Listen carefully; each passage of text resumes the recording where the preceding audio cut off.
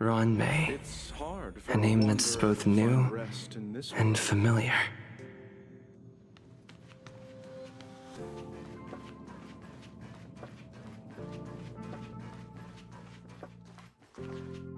I thought Member 4, Pokakakamon, had gotten rid of most of the Society members.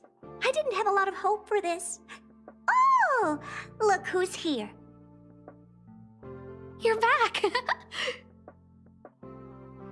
Of course! This is a summit between three geniuses. It's a special time. All departments are preparing to welcome distinguished guests from the Genius Society.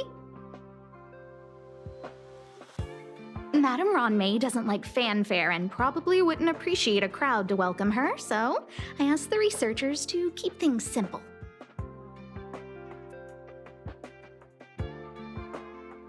I took her to see the portraits of the Society members a few days ago. I wanted to have the researchers make one for her as well, but she declined the offer. I don't get it. Whatever, as long as she's happy. I heard Miss Ron May likes snacks and pastries, so I asked the researchers to prepare some traditional desserts from the blue. All of them seemed to tickle her fancy.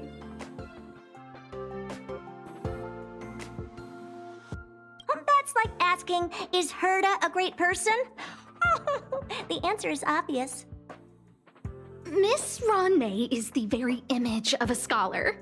I heard she once took a little vacation on a desert planet. By the time she left, she'd miraculously created a boom in the local ecology. She just wanted somewhere uninhabited to experiment with her life helix system. Ron May is certainly very talented, but she hardly interacts with anyone. She lives like a hermit. Pity.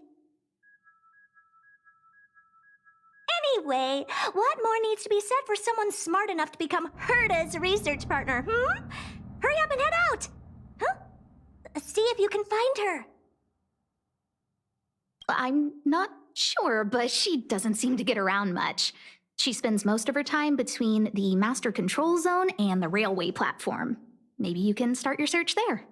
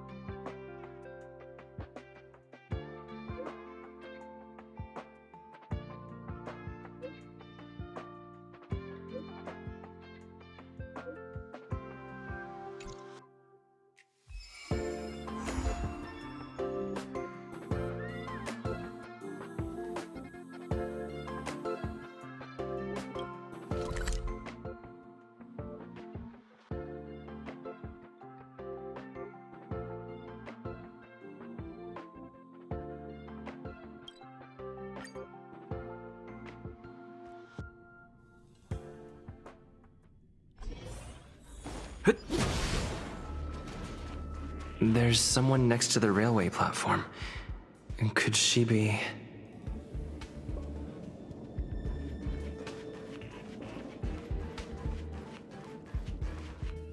I have a feeling we're on the right track. I'll check the data when I get back.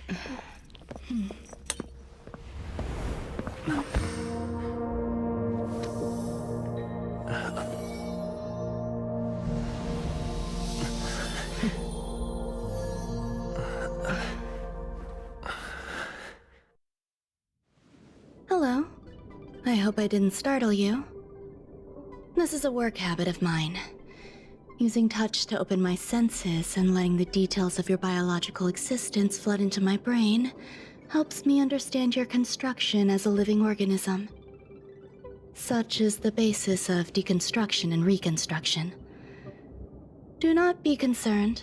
You are very healthy. In fact, impeccably so. A perfect experimental specimen. I like perfect experimental specimens.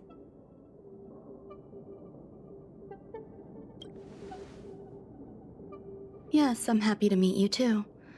We've met before in the simulated universe. I expect the views here had me lost in thought. I don't usually go in and out of the space station, and only discovered today that it was blessed with such calm, open views. It is a wonderful fit for the sweet fragrance of lotus leaves, plum blossoms, sticky rice, and frosting sugar. Come here. Look. The blue planet is directly below us. It is so full of life. This dessert is very delicious. Here, take half.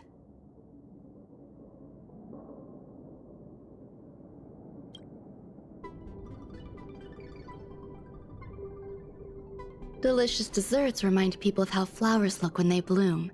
Ingest this dessert one bite at a time, and the sweetness will linger in your mouth. I hope you like it too.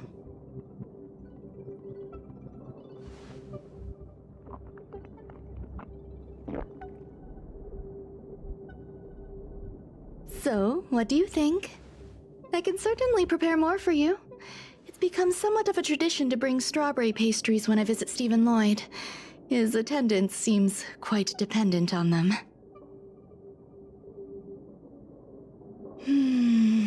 An outstanding dessert. 10 grams of cubed sugar, 1 dried and salt-preserved plum blossom. Baking and cooking are the same as nurturing a universe.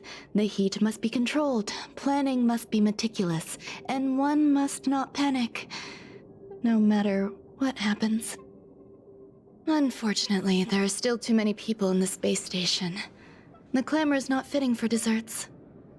By the way, do you remember what my research is about?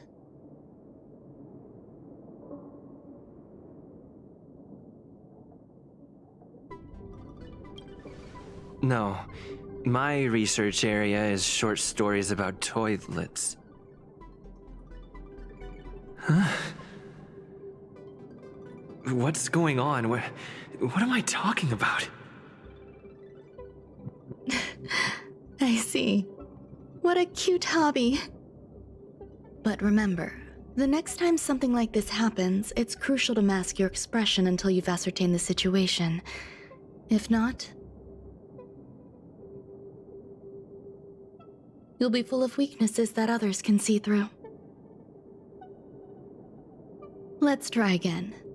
Now, what else would you like to ask?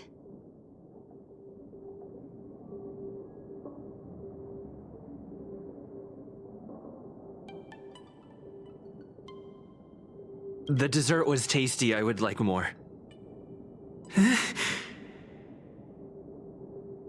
Why can't I say what I want to say? You have quite the appetite. All right, I'll give you the recipe. Come and have a walk with me. A stroll is the most appropriate post-dessert activity.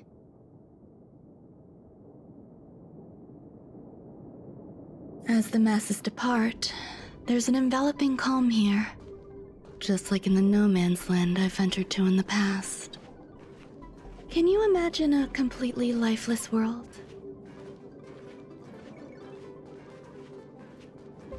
From there, you can glimpse the stars that lie at the very edge of the horizon. Following its celestial trajectory, the Great Teal Star illuminates an endless sea of white across both the sky and land. My mother and I navigated calm glaciers, looking for signs of life on that world, and encountered many bizarre phenomena. It was like finding the single correct piece in a mountain of jigsaw pieces. The process was convoluted and unimaginably difficult, but it was touching and enthralling as well. From then on, whenever I come across a familiar scene, I find myself pausing to take it all in.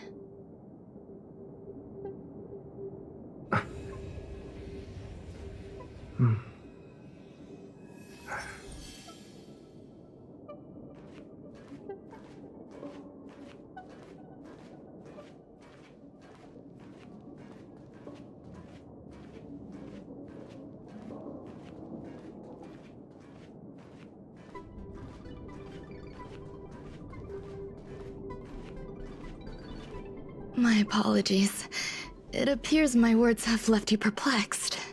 Please, don't be on edge. I bear no ill will. I haven't interfered with your linguistic faculties. Such an act would be impolite. I merely made a minor adjustment. A few days ago, I made my interest in you known to Herta. My intention is for you to serve as an assistant. Based on our interactions within the simulated universe, I firmly believe you fit the bill. I find extending trust beyond myself is challenging. A single error in detailed research can generate issues, and I despise matters that escape my control. Therefore, I added anti-truth serum to this dessert. It will not harm you. However, you will be unable to say what you truly think when answering questions related to me. Treat it as a layer of protection. This will shield my research and your personal safety. Once the problems have been dealt with, I'll give you the antidote. I can also reward you as compensation for being my assistant. I will fulfill your every wish.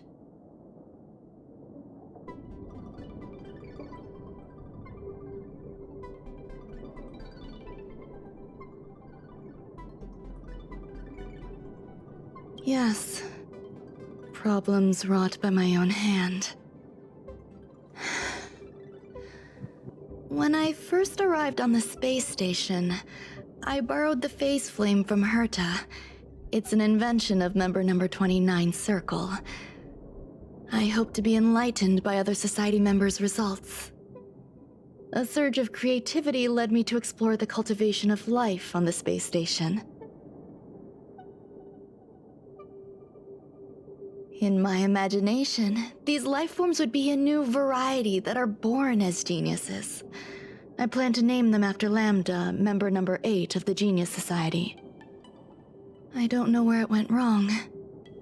They possess their own sentience, but are nowhere near geniuses.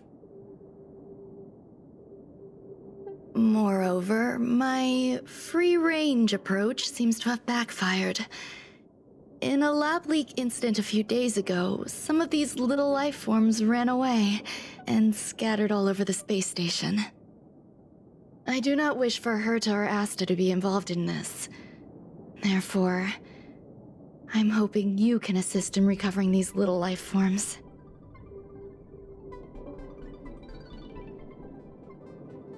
I do trust you.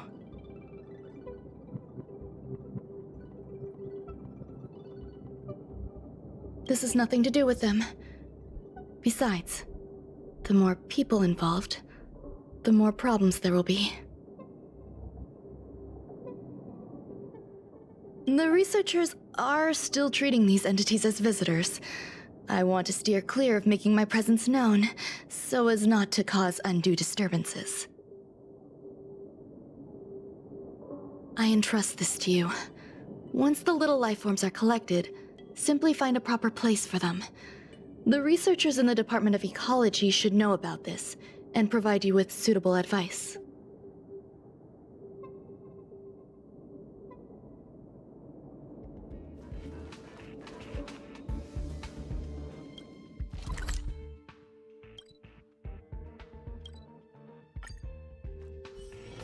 It's still early. Where to now?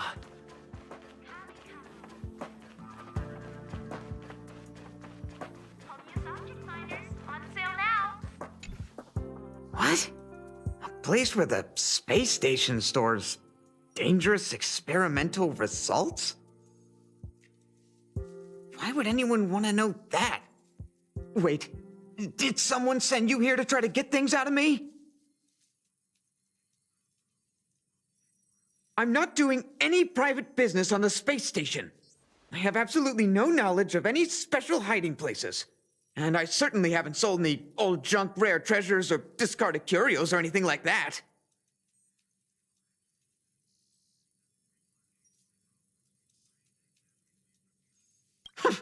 I'm not hiding anything at all. You're the sneaky one. What do you want? I won't talk to you if you don't tell me why you're here.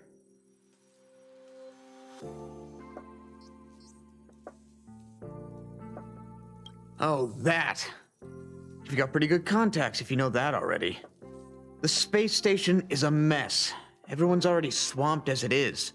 And now out of nowhere, there's a bunch of little creatures popping up. If you want to solve the problem, go check out the storage zone. Then you'll understand.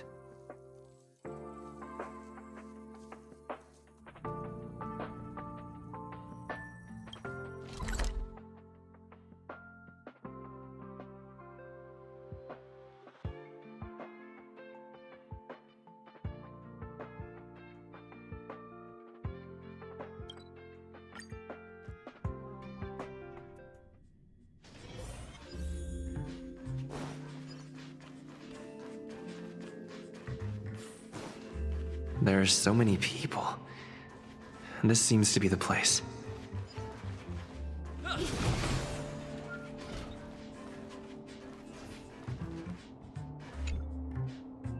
Hey, guess what I got my hands on? Word on the street is that this is the downgraded version of Ranmei's life cultivation formula. It says 10 carats of ingenuity, 1 ton of practice, 30 particles of starquake, and a few drops of poisonous liquor for Madame Yu Qingtu. Rumor has it that it once created a talking chair. Not a particularly intelligent one, but boy, did it have a sharp tongue. They dismantled it and used it for firewood. Can you believe it? Let's give it a shot, shall we? First things first, we need to pick out the ingredients.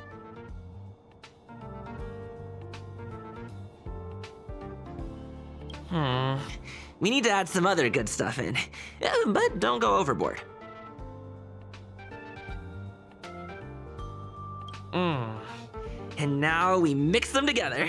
Wait! It says on the recipe, Ranmei makes different expressions when nurturing life.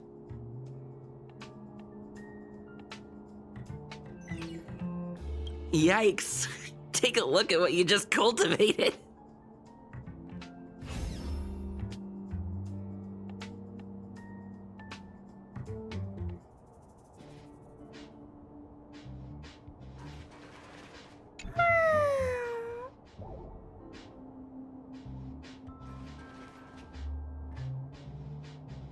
I heard Madame Ranmei is very picky when it comes to snacks. Do you know what her favorites are? Fine. What a headache. Ranmei likes to listen to the space station radio during her research.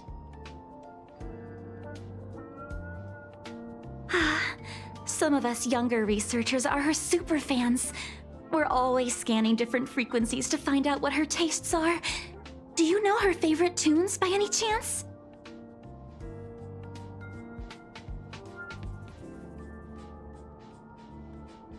No idea. I just listen to comedy skits. So, I really can't say anything about her. As expected. You look like you belong in a comedy skit yourself.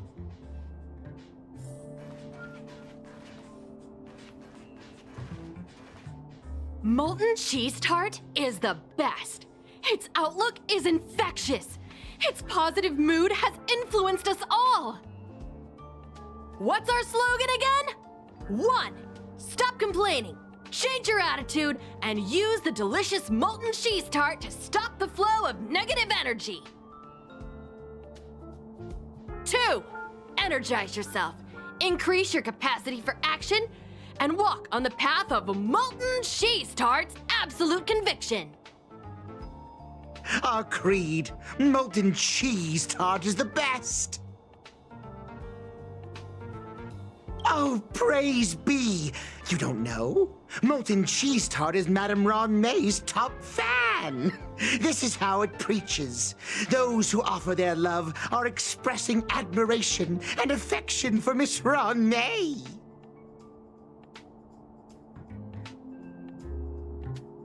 Oh, let me tell you something. Mr. Screwthum's followers are all very logical, but they're just awaiting the arrival of the mechanical aristocracy. Since you're so interested, I'll tell you how to secure an audience with the Honorable Molten Cheese Tart. You'll need to work hard to get there.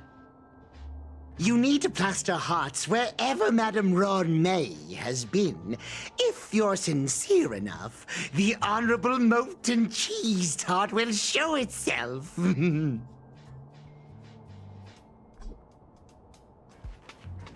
Ron May, member 81 of the Genius Society, a resounding name in science and the veritable epitome of life form cultivation. Researchers here have heard so much about her for so long. But once she arrived on the space station, she just took over everything. And what did Madame hurt to do? Absolutely nothing. Yes, she's treating this place like her backyard. She's leaving her research notes all over the floor. The end result? Everyone's obsessed with getting their hands on them.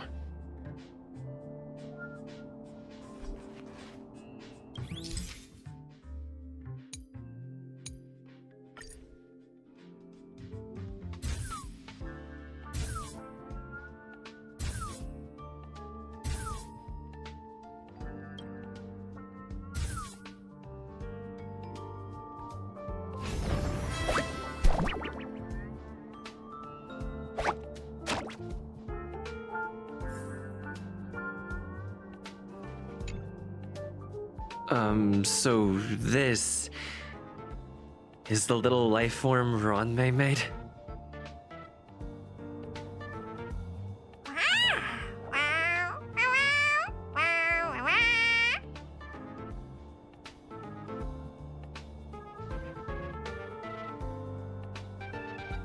I am humbled to meet the Molten Cheese Tart. What are you frozen in place for? Oh, you don't understand the Honorable Tart. That's okay. No worries for situations like this. We've specifically concocted a synesthesia beacon. Wakaka! I'm a genius among geniuses!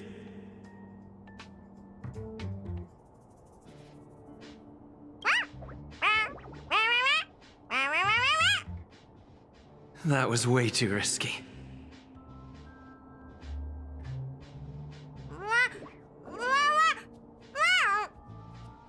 Oh, Molten Cheese Tart says Madame Ron May has finally recognized my ingenuity. Molten Cheese Tart says, does Madame Ron May recognize me as a masterpiece? Molten Cheese Tart says, Madame Ron May still has not recognized me as a life form that passes the requirements. I need to work harder. Oh, such an enthusiastic Molten Cheese Tart. There's a kind of attachment reserved for the creator. To the world, you are but one person. But to me, you are the entire world. Oh, Madame Ron May. Hey, you! Yes, you! Don't you have anything you want to say to Molten Cheese Tart? You should at least express how you would like to follow Molten Cheese Tart. We wouldn't want to mistake you for an agent of gray bean paste, would we?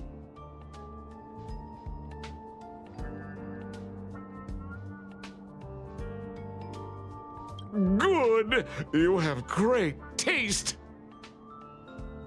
You see, the Honorable Molten Cheese Tart has always been fighting against gray bean paste in terms of flavor. The Honorable Molten Cheese Tart is a firm believer that people's lives need to be optimistic. They both hope to receive Madame Ron May's recognition and have been working so hard. Of course! It's not like we have any followers of gray bean paste here. All the ones who came here to stir up trouble have been converted by us. They went from refusing molten cheese tart to loving it. This is called conceptual annexation of taste. It's genuinely puzzling. Despite Molten Cheese Tart's remarkable qualities, why hasn't Madame Ron May acknowledged it? It's clear that it yearns for her love. Love from the creator to her creation? Familiar love? Doesn't sound right. Romantic love? Definitely not. I don't know. Expecting me to understand love is like asking me to map the farthest reaches of the universe. Remember, as long as love is your compass, you're on the right track. And in the wise words of the Honorable Molten Cheese Tart, love must be shouted from the rooftops.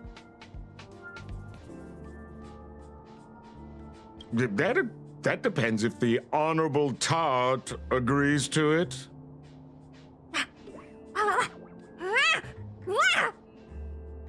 Oh? The Honorable Molten Cheese Tart has agreed.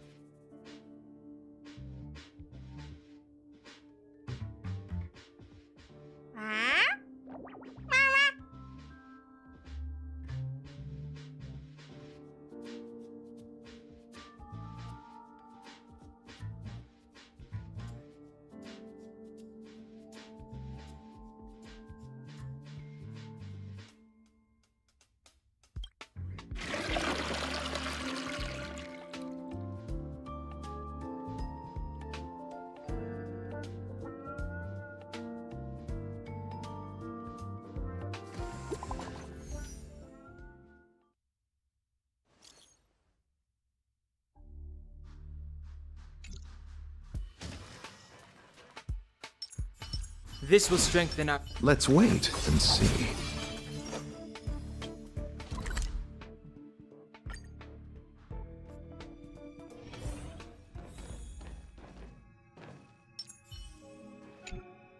You're here. Herta called Screwlum and I to the space station to discuss some important topics.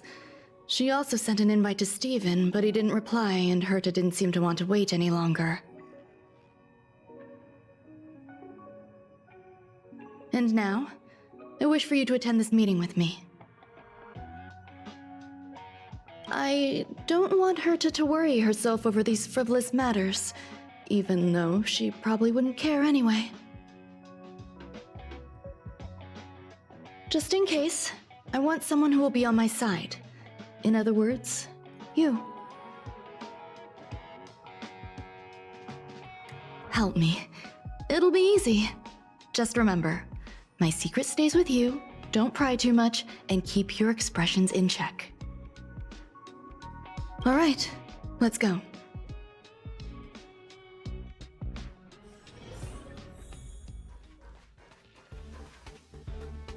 Hi, Ron-May! I've been waiting for you. Oh, you're here too? Looks like you two have become quite friendly. It's good to see you, sir. Affirmation. This reunion has happened earlier than my calculations predicted. Though you weren't invited, I welcome you to remember this historical moment. How long has it been since 3 geniuses were in the same room together? And how long will we have to wait for it to happen again? Affirmative. Discounting our discussions on the simulated universe, our interactions are scarce. I look forward to the innovative ideas that may emerge from this juxtaposition of minds.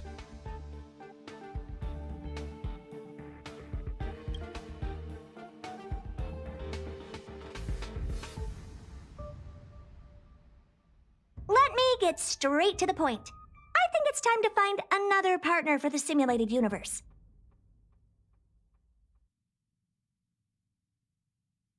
You wish to kick Steven out? No, of course not. Steven doesn't want to get involved and voted to abstain. Whatever. Look, I respect the way people want to live, but he doesn't have the chance to be involved in this decision-making anymore.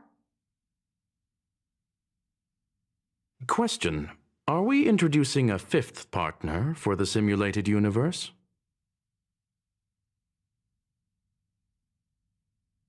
Yes, a 5th genius. The reason for our gathering is clear to everyone present. What else could prompt such a gathering of brilliant minds except for the answer?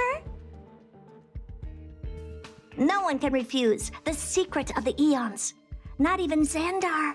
We'll definitely get a response. What if the responder is Polka Kakamond? That'd be great! Hey, Lord of Silence, are you listening? I'm member number 83, Herta, and I want to meet you. I believe you and I will have a lot to talk about. It's unlikely we'll hear from Polka Kakamond. She's been off the grid for quite some time. Probability, member number 64, Dr. Primitive, may appear. That's a hard pass. Given Dr. Primitive's shady research practices and his tussle with the Galaxy Rangers, the IPC will surely turn this into a media circus. He can get lost. I'd prefer it if the simulated universe remained scandal-free. What about you, Chingtu? Are you still in touch with her, Ron-May? Is she still alive?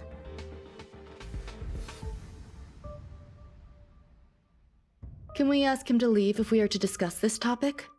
The process will be long and boring. There's no need to take up other people's time. Of course! You brought him in after all. It's up to you. All right. Let me walk you out. And what the heck is this? Seems like a programming error. Oh, this fragment of Ron-May. Have you seen it in the simulated universe before? It's probably an isolated glitch. Fine. I'm used to turning a blind eye to these things. It makes life easier. I am curious, though. Are you gonna keep it, Ron-May? I probably will. Records indicate he likes this occurrence. All right, I agree. As long as it helps you with your research, you can do whatever you want.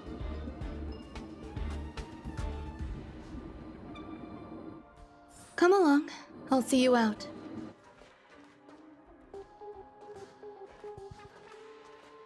It appears I was overthinking things. Impulsive behavior is pretty characteristic of her after all.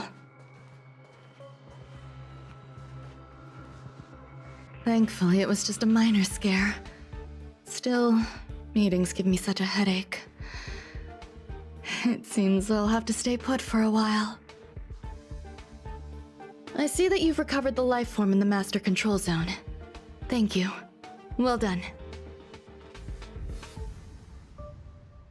I was simply being overly cautious. It is a habit of mine. Apologies. There are some things that I must tell you now. If I wait for the meeting to finish, then it might be too late. The retrieval of my life forms isn't complete yet. There's more than just one, and some are stored in a sealed zone.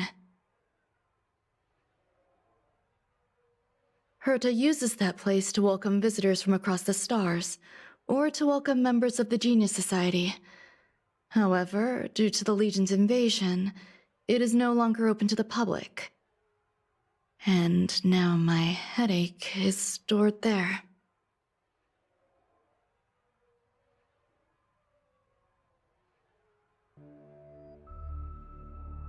She gave me permission and said no more. I'm giving you my access card. Give me your hand and I'll input your fingerprint into it. Stay vigilant, Assistant. Should you come across a threat you can't handle, just alert me. I'll come to your aid no matter what. Remember, there is a giant incubator in the middle of the zone. That's where my headache is stored. Once you're back, come find me on the railway platform. Then you'll understand everything.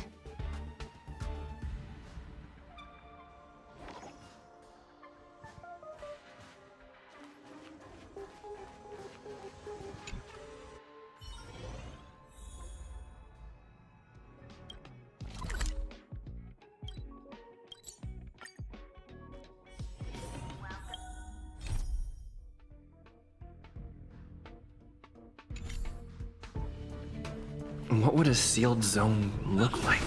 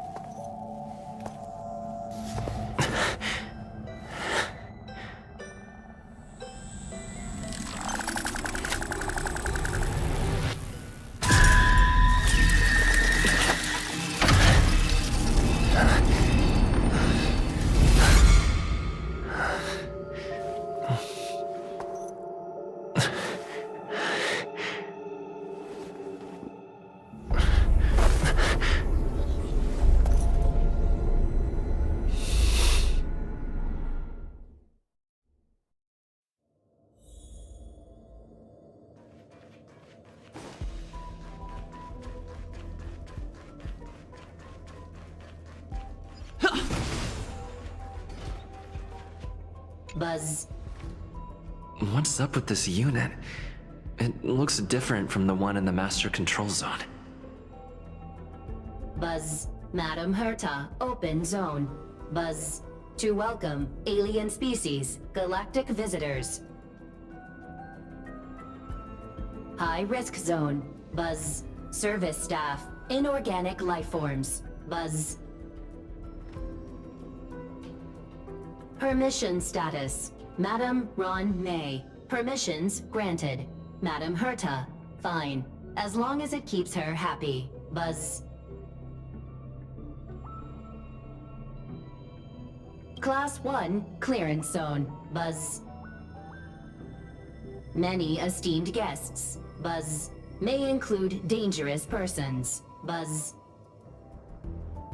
Storage for Madame Herta's dangerous curios. Buzz. Madame Ron May's cultivated life forms. Buzz. Welcome, Buzz. Visitor, how can I help? Basement 1, Transit Hub. Buzz. Basement 2, Shuttle. Incubator. Dangerous curio storage. Buzz. Corridor. Danger. Buzz. Welcome, visitor. What do you need? Buzz. Madam Ron May. Buzz. Alien species. Buzz. That is all.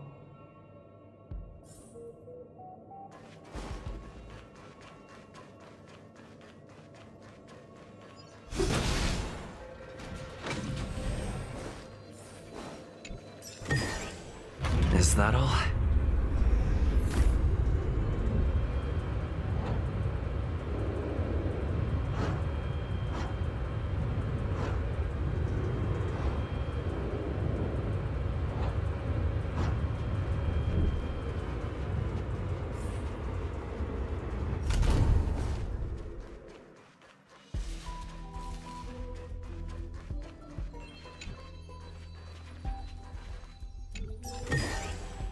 Looks good.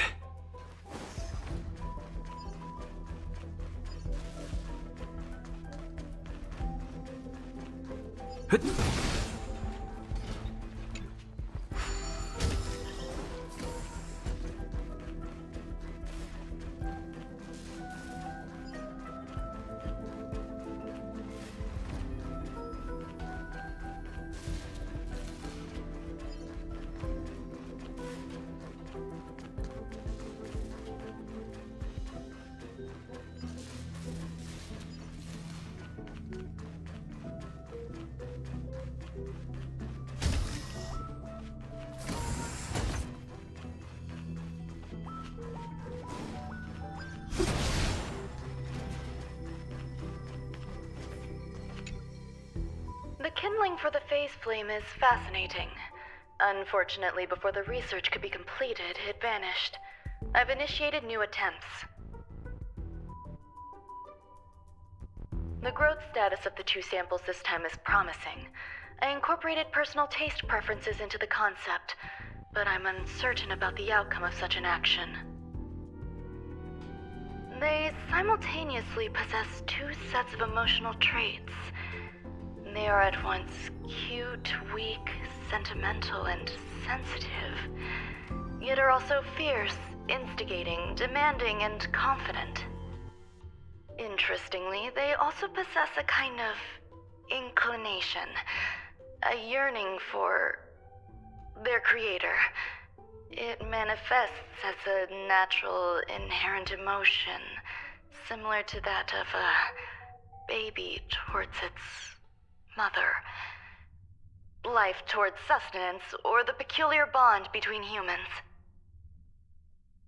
Huh? What's that sound out there?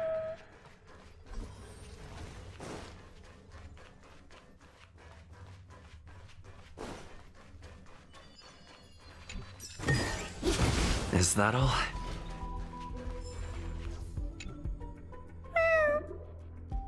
This is the headache Ranmei mentioned? It's just a different flavor.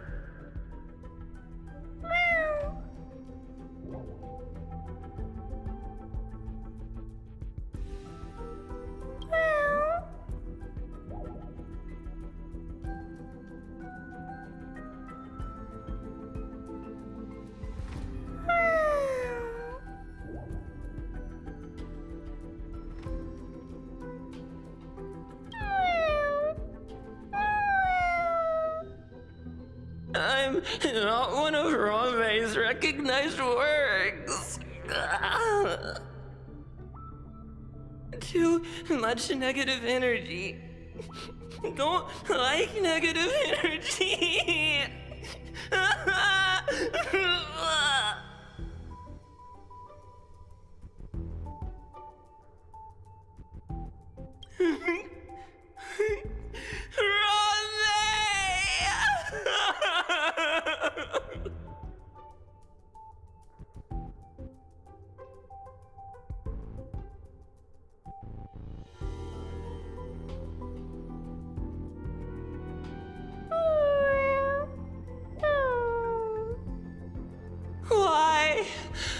Why am I a failure?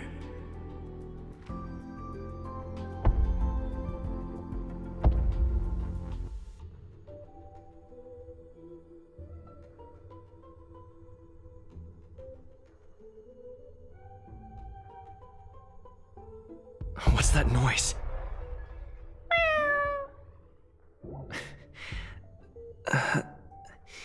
Follow me. It'll be okay. I need to find a place for this little one. That sound seems to be from that locked room. How do I get in?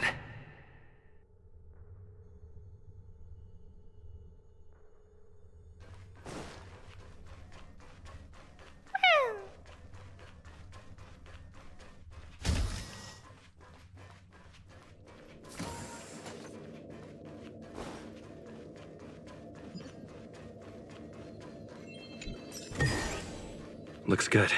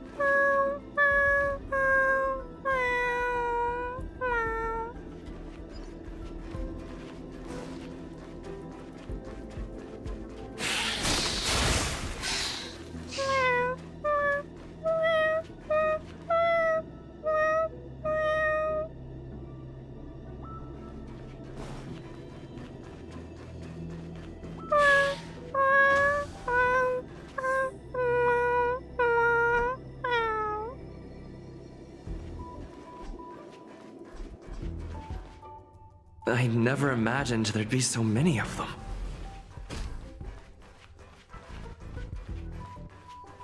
You are here too?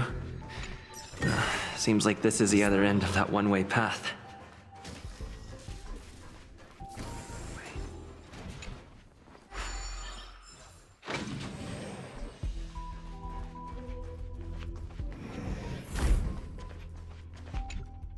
The final days that member number 23 Yacha spent in the mechanical city showed me that even the longest of lives, such as hers, have a limit.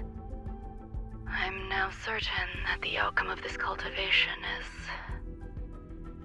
failure. Life can exist in thousands of different forms, which means the form itself has no purpose.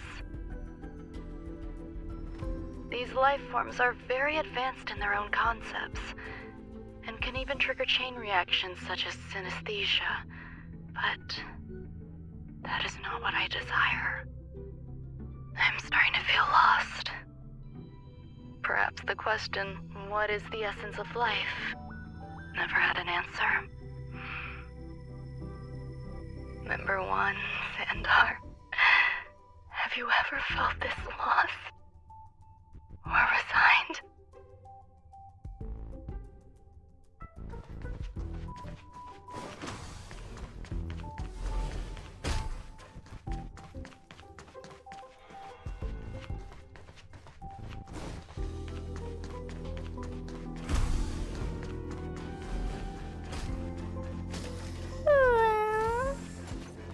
Are you telling me to keep going? Life is countless and varied in form. I firmly believe in that. Its beauty is like a myriad of flowers, and I want to pluck the one that never wilts.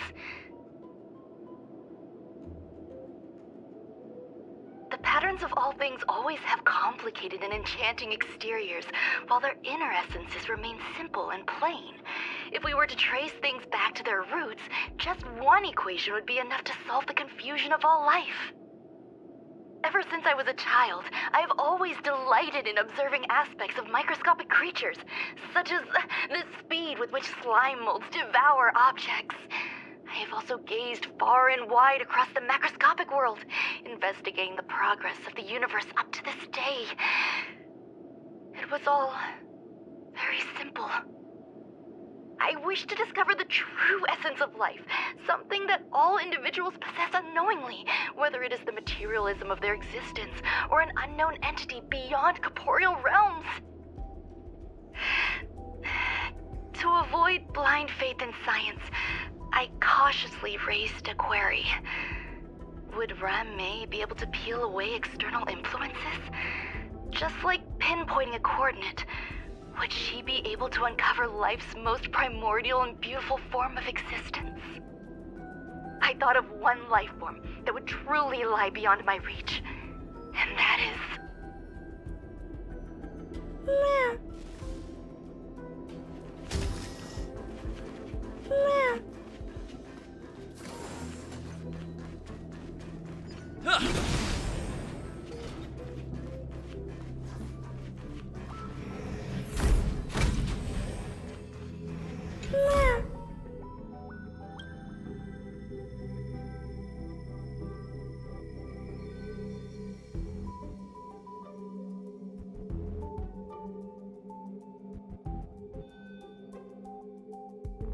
Sounds fitting.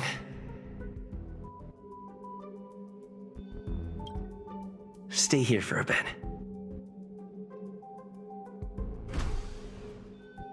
Did something just open?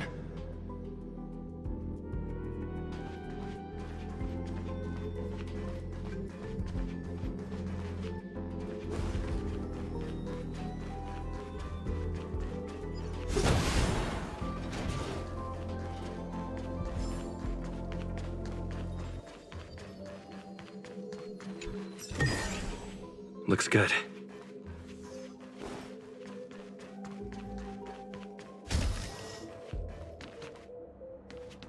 Hidden room. Buzz. Only Madame Ran-Mei has permissions. Please submit your ID. Buzz. Permissions granted. Buzz. Select from the below services. 1. Check historical incubation records. 2. Inorganic lifeform companionship chat service. This function has been damaged. Buzz. Is this? I thought of one life form that would truly lie beyond my reach.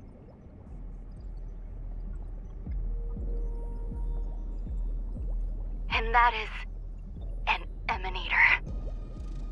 I cannot comprehend what an emanator is. Scholars view them as the executors of the Eon's power. So, when did it begin? And at what point did they become closer to the Eons than any other life form? At first, I tried to create a genius. I failed. That question has no solution yet, and a long journey of discovery still lies ahead. However, erudition isn't the only path in the universe. If we set logic aside, would there be more primitive and pure emanators on other paths? Of course there would be. Tazyronth. I was able to see the beginning and end of the swarm disaster through the simulated universe, obtain data on the Imperator and Sectorum and their descendants, replicate them, nurture them, and create a brand new scientific discipline. It is a logical decision. I will certainly succeed. The entity that I reconstruct will bloom into a life never before seen. Will Herta and Screwlum like this experiment? Most likely not. Therefore, before they realize what I am doing, I must hurry my work, as well as find a fitting assistant. Permission granted. Buzz. Select from the below services. 1. Check visitor records. 2. Open incubator entrance. Madam Ron May, buzz. Alien species, buzz. Man with plaster head, buzz. Seems like there's something new. Permission granted, buzz. That sound's coming from above.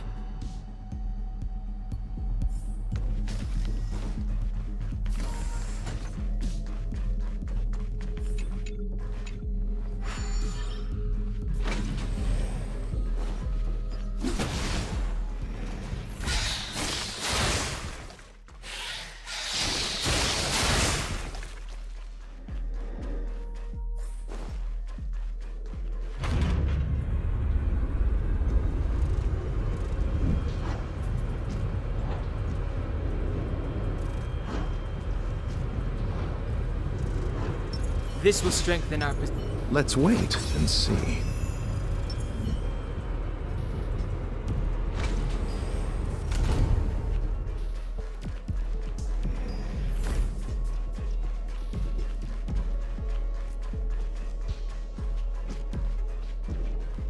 Huh? There's someone in the distance. Who is that?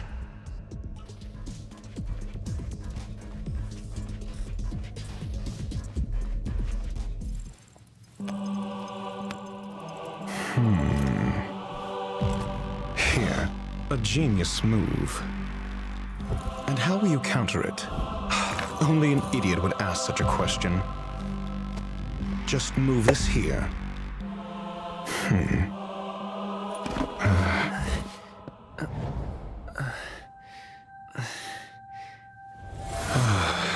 You look distressed. Something the matter? If that's the case, you better get thinking. Are you waiting for a sign? Time is ticking. Descend via the elevator. What you seek is there. Have you considered whether the answer to your question will be of any relevance to our current predicament? If a question is of no help, then don't ask it. Time is clearly precious to the both of us. Never mind. Allow me to clarify something.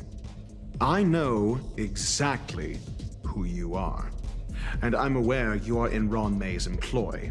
This was not my intended destination. I just happened to find my way here during my visit and saw what she was up to. My goals are roughly aligned with yours. Since you're here, I won't intercede. But should you fail, I will be forced to prevent some avoidable misfortunes. That's all you need to know. Just 2 paragraphs.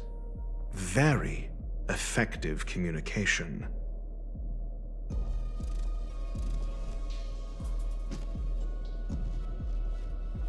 I can't stand discourtesy, even when it comes from myself. The real Ron May's creation is hidden in the giant incubator below us. Go. Take the elevator and bear witness to this genius masterpiece.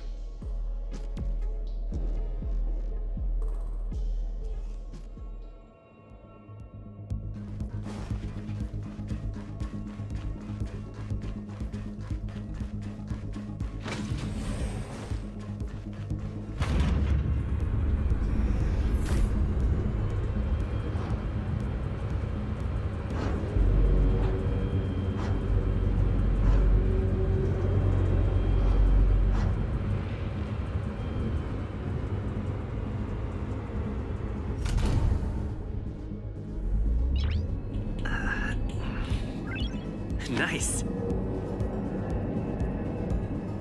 This is huge. The space station has an area this big?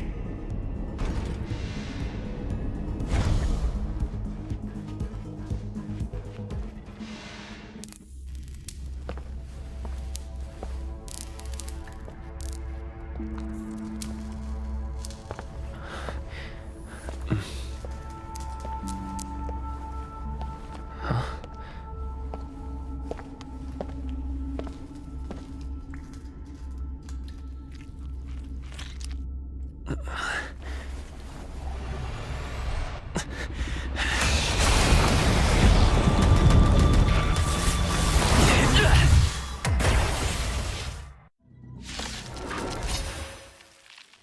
emanator of propagation clone?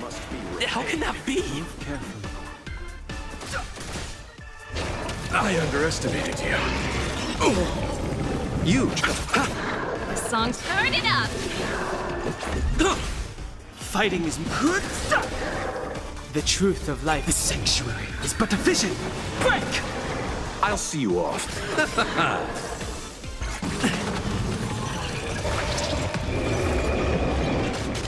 Pretty good crap. Keep up! Eternal sleep. The dead return! I've no interest in...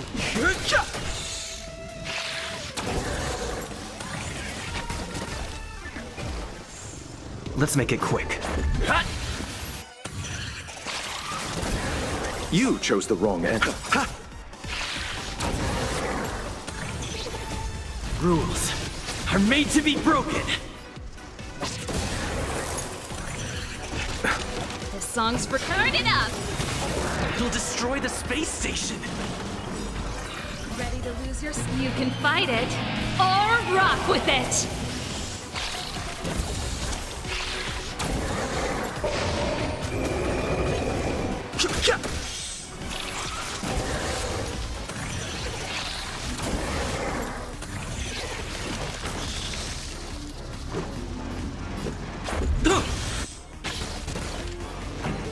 Let's rock!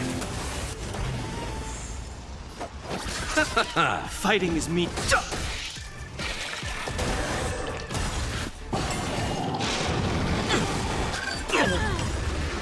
The truth of life in this sanctuary is but a vision. Break! Eternal The dead return!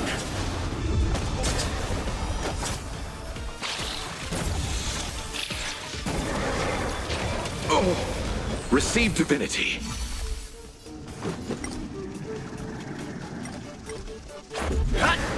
I've no interest in good stuff. Keep up! You can fight it, or rock with it!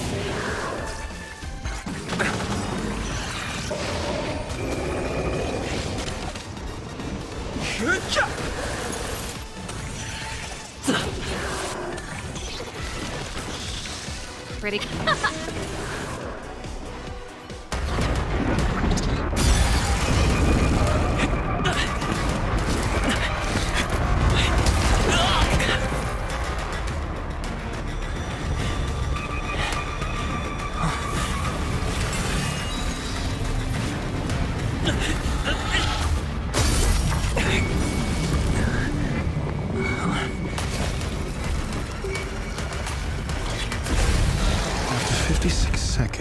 The creature was unable to sustain its own existence and vanished as if it had never been born. The threat is over. Time to get going. Is it over? I need to get some answers out of Ron May.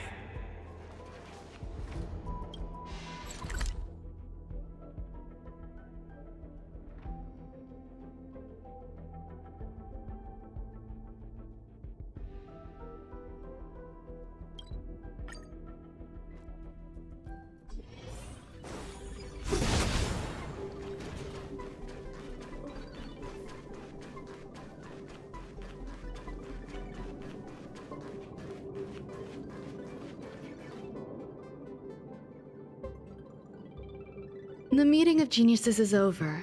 As for the future of the simulated universe, that conclusion isn't important.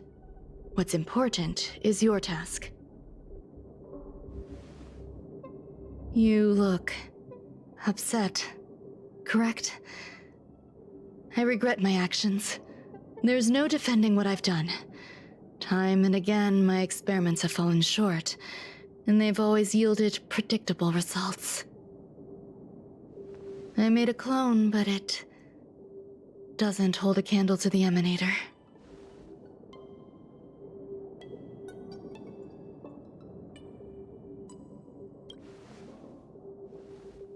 Exactly as predicted. 56 seconds on the dot. Restrained by time and place, its code of life could only be considered an incomplete attempt. I managed to replicate the moment it was born. However, it would soon disappear and be reduced to particles. Like every living being, it inevitably faced its demise as it journeyed towards the end. I find no fault in that. However, even the briefest life should have meaning. I want to know the limits of its capacity. It will indicate how far I've gone in a field completely incomprehensible to me.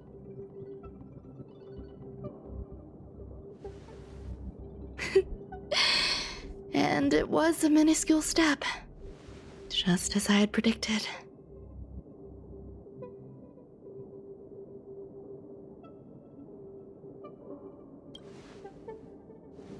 Indeed, this is how I keep the distractions at bay.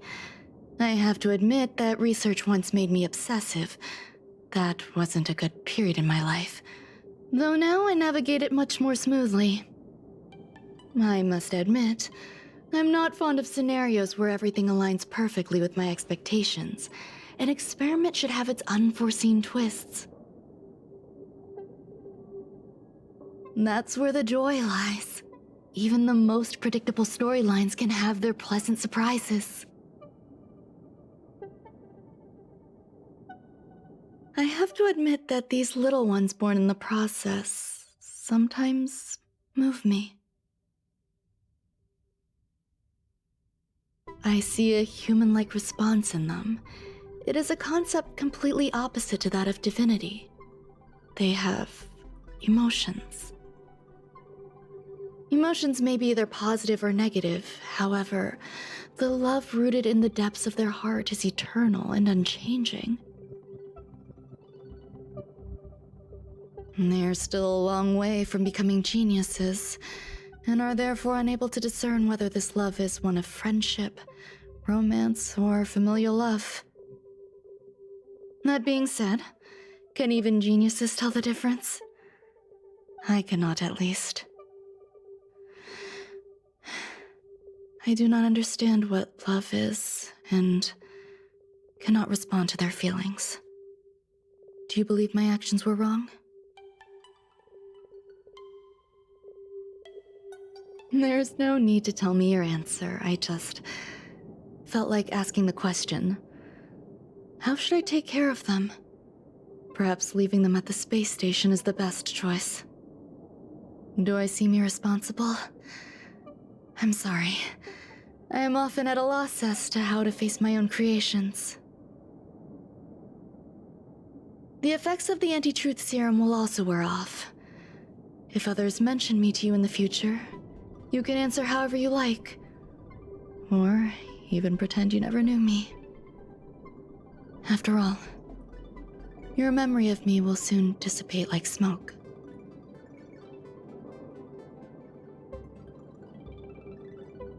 Over time, hidden truths tend to surface. Past traumas, which I'd rather leave behind, have made me skeptical about trusting anyone but myself. If I do not want a secret revealed, the most foolproof way is to destroy it. The anti-truth serum will make you forget the brief period we spent together. It won't take effect immediately.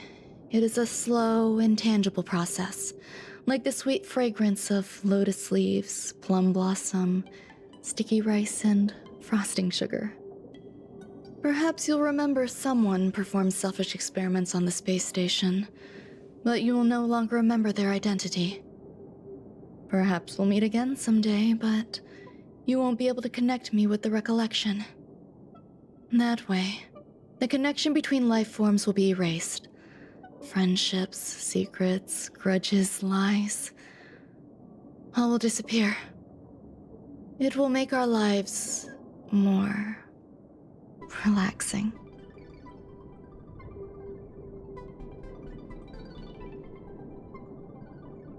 Thank you. Screwlum will stay on the space station for a while longer. He and Herta still have problems they need to solve. As for me, I'm leaving soon and won't bother with goodbyes. Do you still remember the no man's land I mentioned? I'm considering a solo trip back there during my research downtime, just to see how things are. I miss member number 55 Yu Qingtu sometimes. She used to always make something delicious for me to drink every time we parted ways. I hope I won't meet member number 4 Polka Kakamond. That would be quite troublesome. Who knows when the next gathering of geniuses will be? Do you have anything else you want to say to me?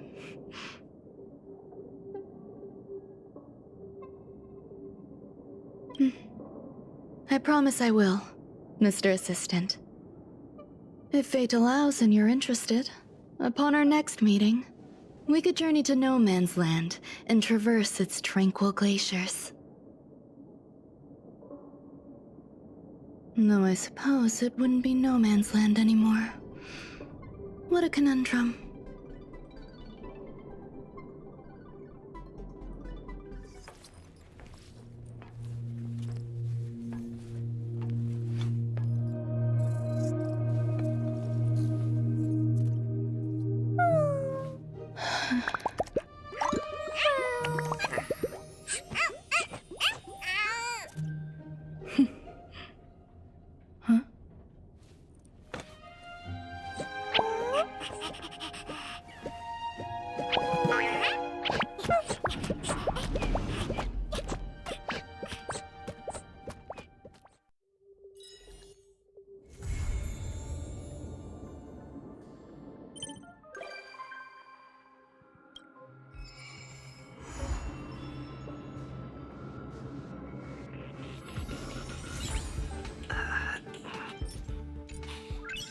Nice.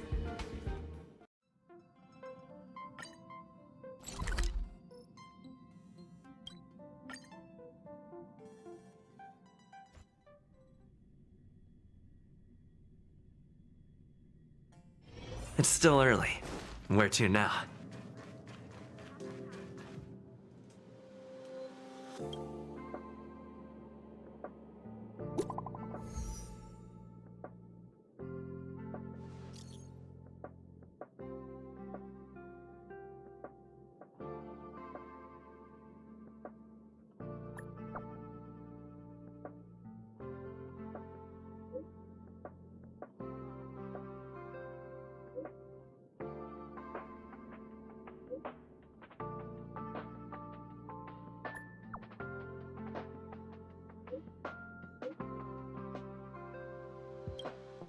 Heriter Newsflash. Good evening, Madame Herta fans. This is an urgent broadcast. The great Madame Herta, member 83 of the Genius Society, has been targeted in an attack at the space station. Her current whereabouts are unknown, with no group having stepped forward to claim responsibility. Many Heritors are upset at the ineptitude of upper management, having issued strong protest and condemnation.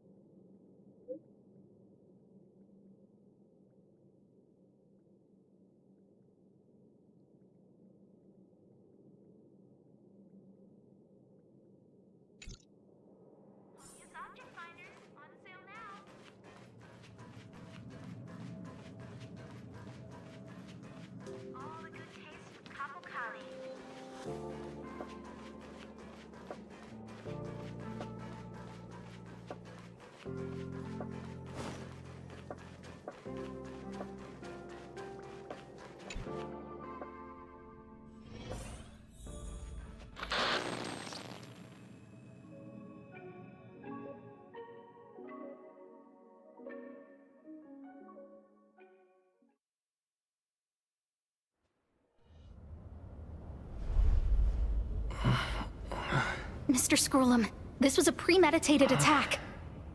Conclusion. Their target was the space station, but their strategies are still unknown to us. That's right. Which is precisely why we need him. The last to lay eyes on Herta's puppet before the attack was him.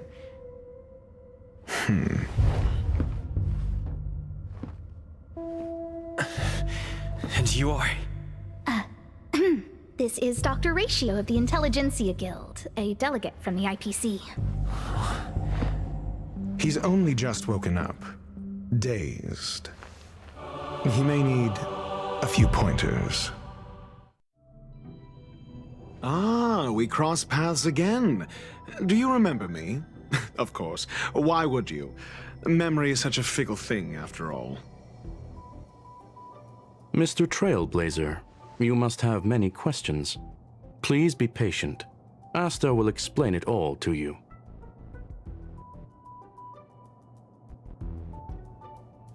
You probably know the gist of things already.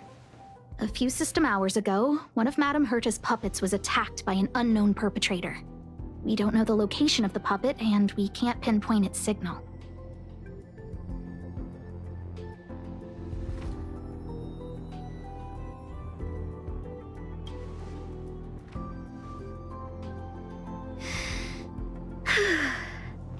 She's away on a visit. This issue didn't seem to trouble her much. She received an invitation from the IPC before the attack occurred. Ah, the technology department. Charming little place, isn't it? Madame Yabuli does possess some semblance of competence, but her subordinates? Oof. Oh, they're a riot. Brimming with enthusiasm, yet utterly devoid of intellect. It's as if evolution halted prematurely for them. They want to start some new collaborations with Herta, and have graciously extended an invite for me to play the role of science consultant. It's delightfully amusing. I can't wait to witness firsthand how these geniuses from the so-called Super Smart Club squander the IPC's vast resources. However, this attack was timed a little too well. I can't help but wonder if someone leaked this information, and the attackers seized the opportunity. Herta's aloof response to these juvenile provocations? Almost as intriguing. What a delightful little puzzle. I've long heard that you're one of the best researchers in the guild, Dr. Ratio. We are honored to have your assistance.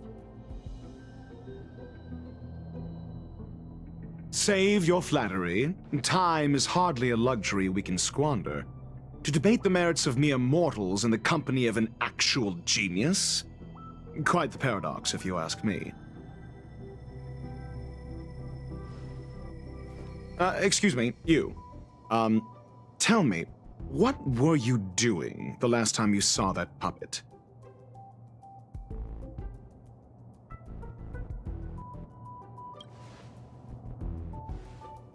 Don't play the fool. Think.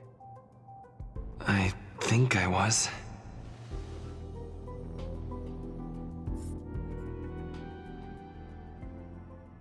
Oh, right. I need your help with something else. That curio's gone missing, and I can't just forget about it. Go find it for me when you have the time. I'm sure you can manage that, can't you? Let me describe it again in case you forgot. It's alive, but it doesn't have a body.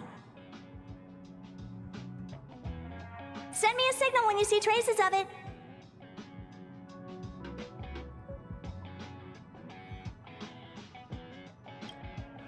I think she mentioned something important, but I can't remember. If only there were some hints. Then maybe... Anyway, keep up the good work. I need to go out for a bit. Go ask Asta if you want someone to help you.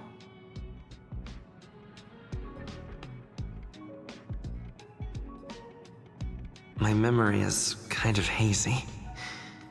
What did I do after that? I think Herta mentioned Asta. That's right, I think I visited Asta.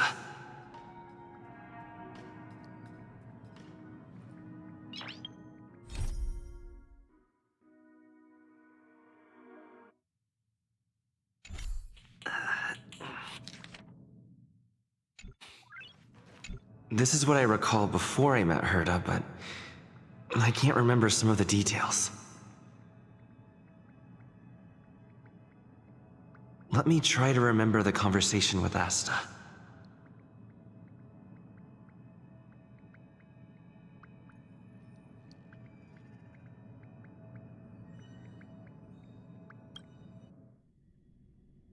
A curio that's alive but doesn't have a body. Sorry, but nothing comes to mind.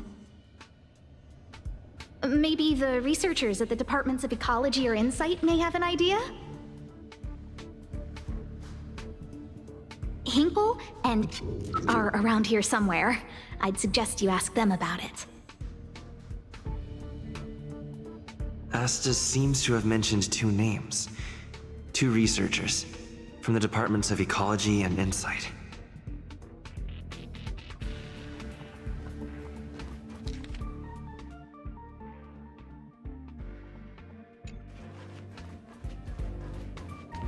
Those despicable villains are distorting the truth online. Ugh! If I discover who's behind this, they're gonna wish they'd never crossed me.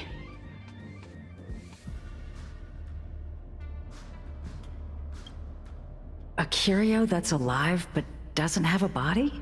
Isn't that just a jinx?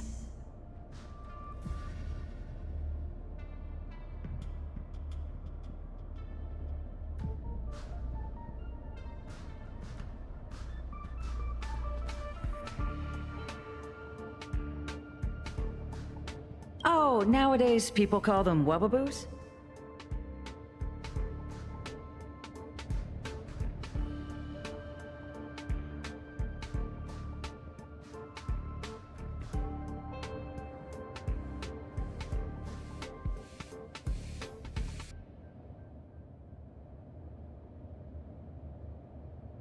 Well, I might be the Department of Ecology head, but I'm not the most knowledgeable person when it comes to curios.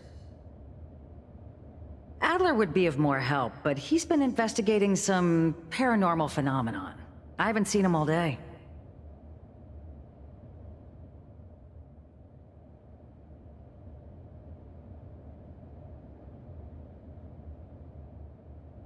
I must say, it's a little embarrassing for the space station to be in such disarray while guests are visiting.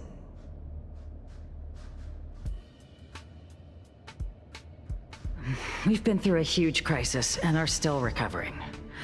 But there are some who are trying to exploit the chaos to agitate the workforce. People are growing more and more distrustful of the management here. It's probably turned into a big headache for Asta, too.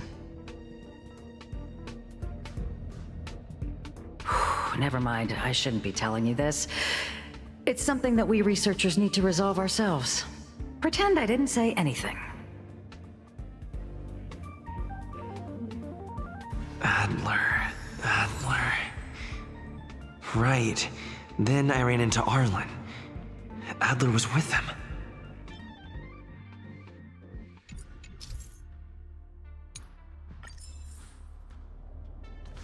And was that...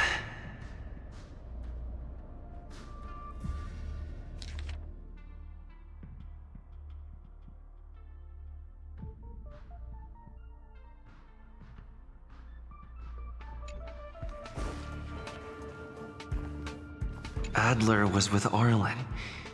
They were involved in some sort of incident.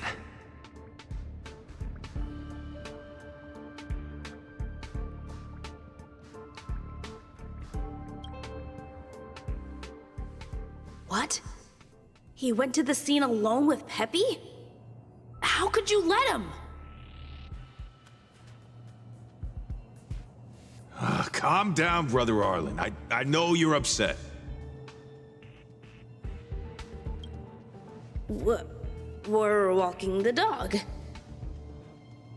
We're having a walk.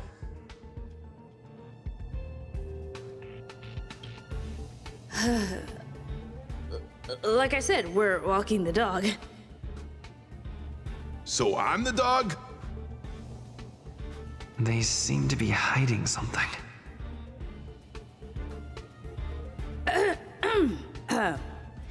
Is there something you need?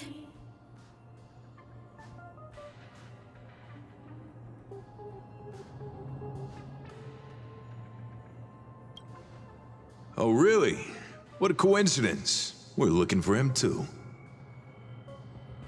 That kid sure is brave, running straight to the scene on his own.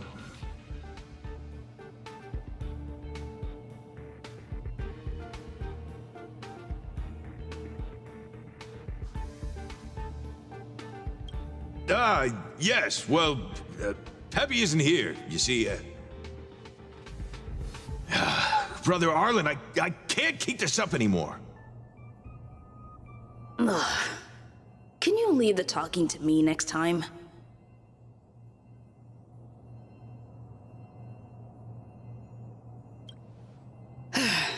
Let's walk and talk. Why are you looking for Adler? A lost curio. I see. He'll be able to help.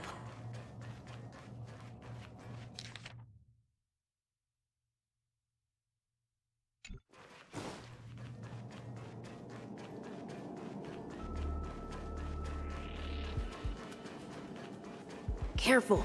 The fragmentum in this area is very unstable.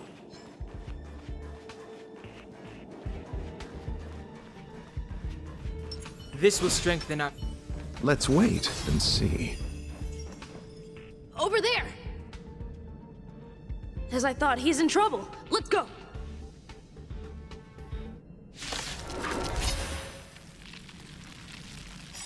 Repay! Move carefully. The dead return! Rules are made to be broken. The sanctuary is but a vision. Break!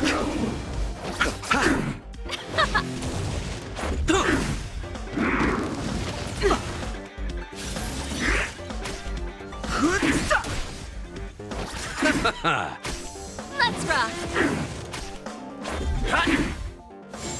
Just a That's scratch.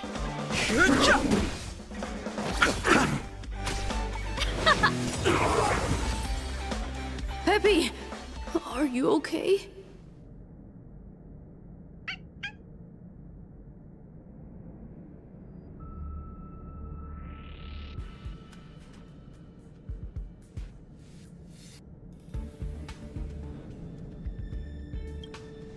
That's me. What's up? He wants to ask you something about curios. I'll leave you to it. Adler, Peppy's in your hands now. Oh, about that investigation I asked for. Don't worry. I think I figured something out. Catch you later.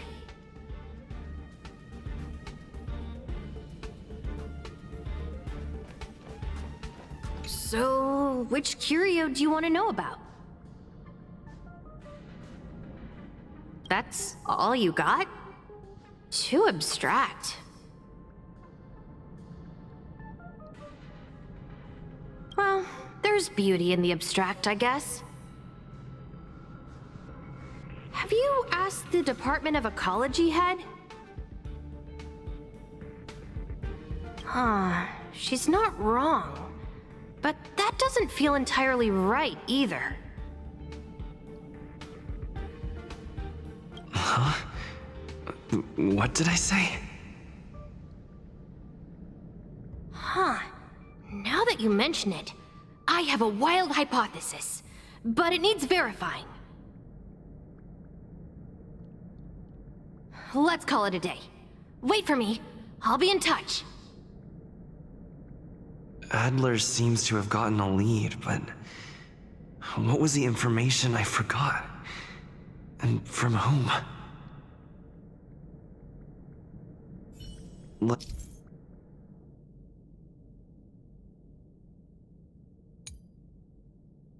Let's go over it from the start. I may have overlooked something. Right. Asta mentioned another name.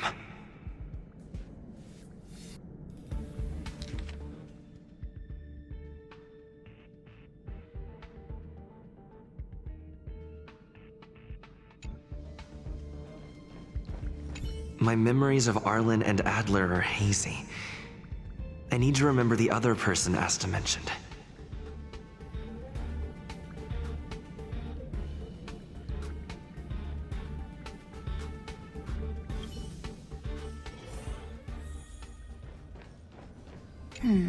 A curio that's alive but doesn't have a body.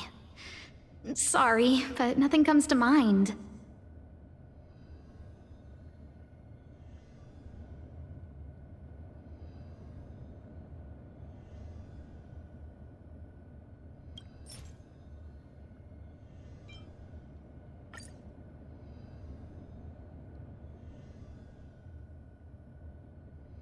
How's it going? Did you find the information you're after?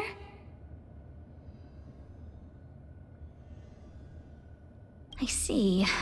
Is that what Hinkle and think? At least that counts as a lead. See? My researchers are pretty outstanding.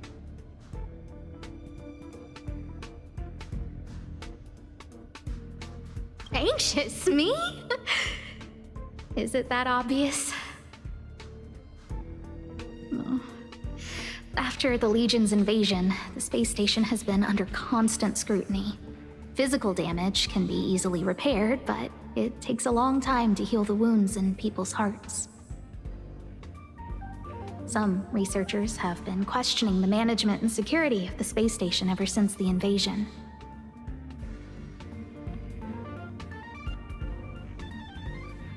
Things had settled down a bit with the reconstruction efforts, but the researchers' disappearances have rattled them again.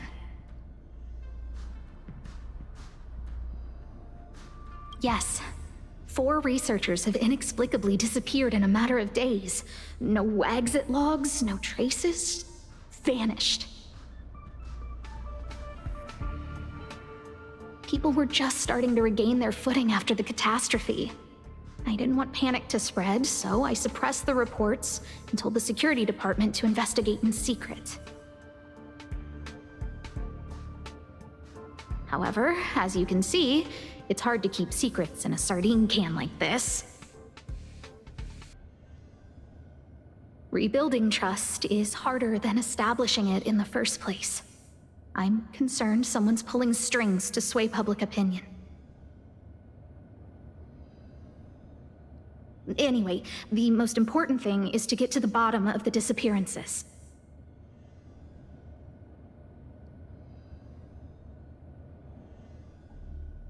That's okay, but thank you for the offer. Aren't you helping Madame Herta with something already? Oh, by the way, I heard about the thing mentioned, and I'll look into it too. I'll find a way to solve the problem for the space station. So I did consult someone else other than Hinkle. The only thing I remember is that they're from the Department of Insight.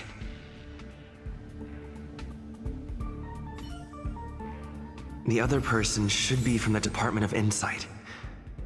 I need to remember who it is.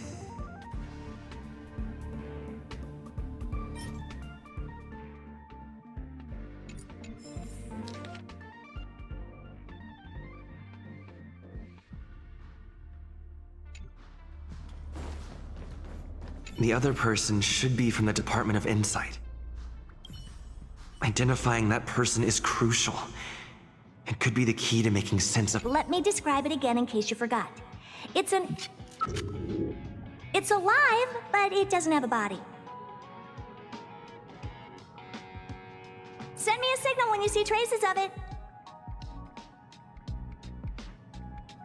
I think she mentioned something important, but I can't remember. If only there were some hints, then maybe... Anyway, keep up the good work. I need to go out for a bit. Go ask Asta if you want someone to help you.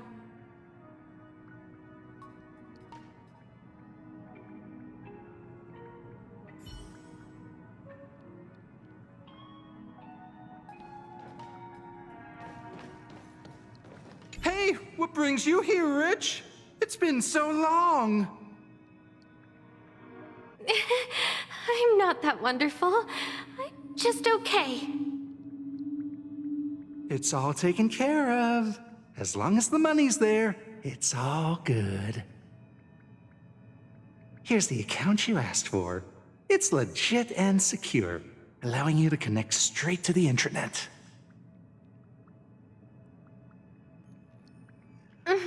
Sure. Can I help you with something? Oh, you flatter me. I'm just a peddler doing a little business on the side. Small scale. Best left under the table. But if you ever make it big in the guild, don't forget your humble friend, okay? Again? How many times has it been? You're really pushing my buttons. Here too. My memories are just a jumbled mess of words. Did my memory piece together irrelevant information?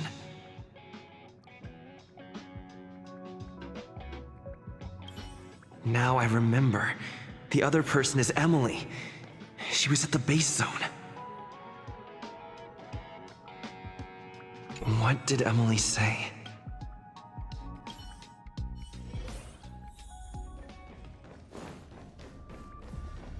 I say, what a wonderfully intelligent-looking young lady. I'm not that wonderful. I'm just okay. No need to be modest. At my age, you get a feel for intelligence. Though, I confess I did hear someone say you were the shining star of the Department of Insight. Sure. Can I help you with something? See this material here? People are so inconsiderate. How's someone like me supposed to make out the small print? I'm not getting any younger, and my eyesight is failing. Do you think you can... Again? How many times has it been? You're really pushing my buttons.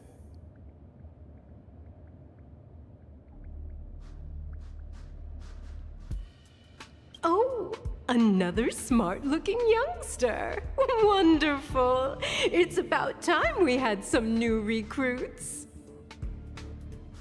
Huh. Asta told you to find me? A curio that doesn't have a body but is alive. Isn't the Department of Ecology full of curio experts? That's got nothing to do with the Department of Insight. However, I've heard of such a species. A colleague who came back from a business trip said that the Cienjo Alliance has life forms like that. Don't get me wrong, I was merely relaying information.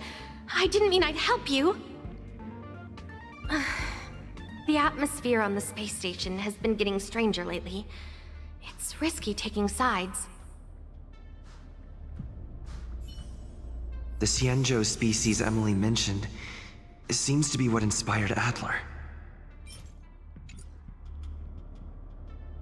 The disappearances Asta mentioned are likely related to Arlen's investigations too.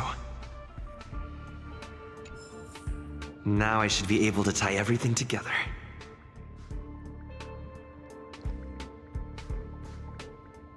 the Xianzhou species Emily mentioned seems to be what inspired Adler.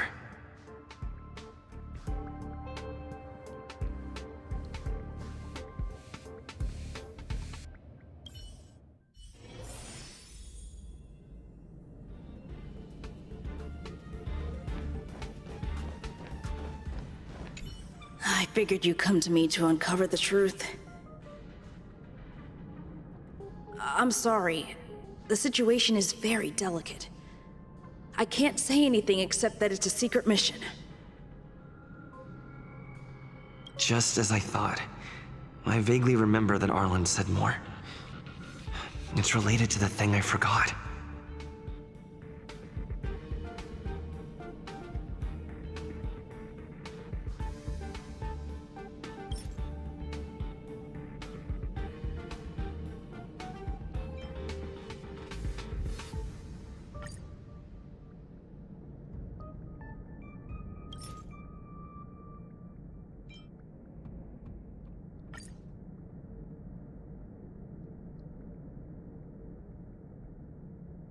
I'm sorry. The situation is very delicate. I can't say anything except that it's a secret mission.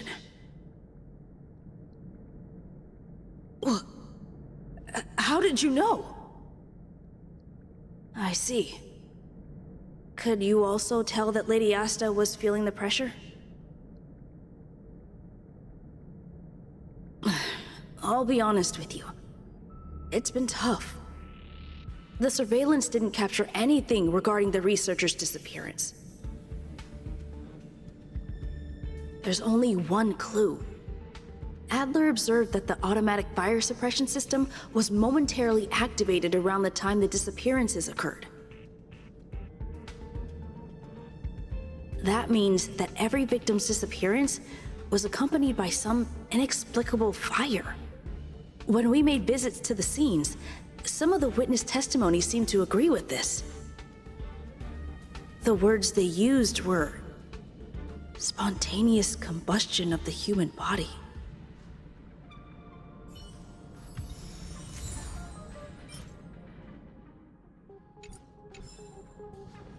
Have you asked the Department of Ecology head?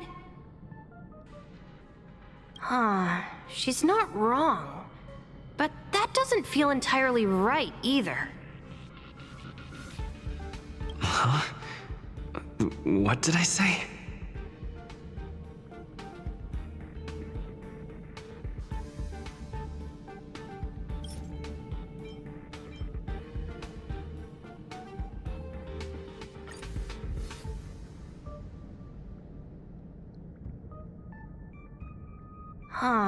She's not wrong. But that doesn't feel entirely right either. That's right! They're called Heliobi. I guess you could say that Wubbaboos and Heliobi are sort of like cousins. Both are types of energy life form. Now that you mention it, I have a wild hypothesis, but it needs verifying. Let's call it a day. Wait for me. I'll be in touch. Spontaneous combustion of the human body. That's most likely the truth. Let me remember my initial conversation with Herta, just in case.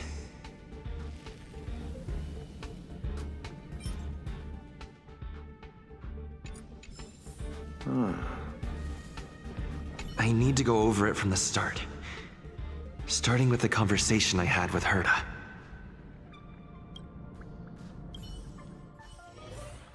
Let me describe it again in case you forgot.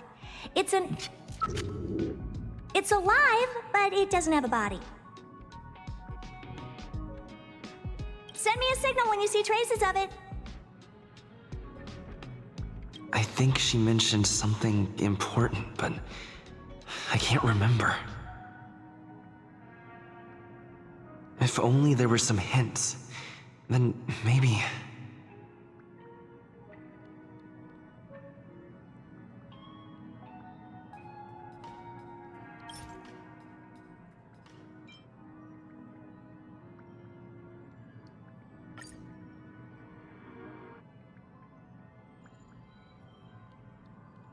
Let me describe it again in case you forgot. It's an energy life form. It's alive, but it doesn't have a body. Send me a signal when you see traces of it. That's not the point. I wouldn't be bothering with it if it didn't have something to do with the Genius Society.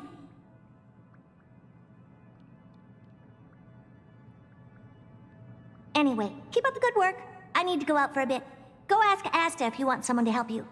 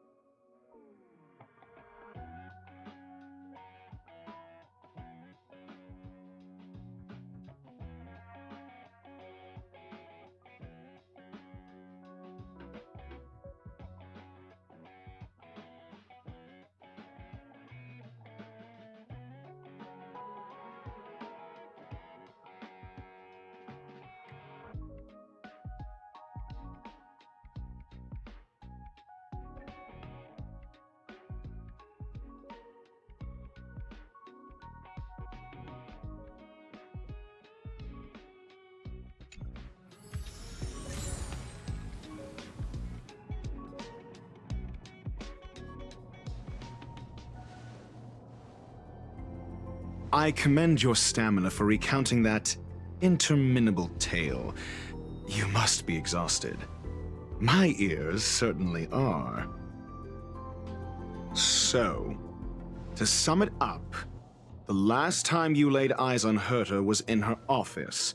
She sent you on a wild goose chase for some trinket, the curio, after which you knew nothing else until Lady Asta contacted you. If that's the narrative you're sticking to, then indulge me. Who, pray tell, can substantiate this captivating drama?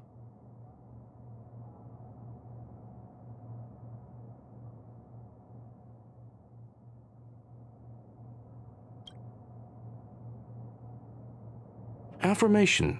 We can ask Herta herself.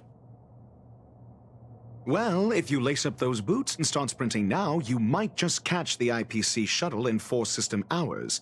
But as it stands, not a single soul can corroborate his story. Mr. Ratio, your style of questioning would seem to have a preconceived bias. Apologies, it's an unfortunate habit of mine. When one is immersed in academic research, skepticism comes far more naturally than belief. It is also the most efficient method, judging from my experience. Seeking answers with a negative hypothesis in mind is still valid research. It can still help us reach the truth.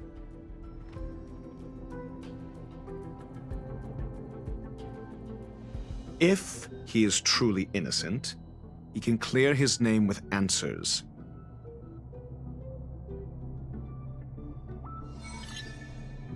Based on your story, you met with Herta because she specifically wanted you for an assignment.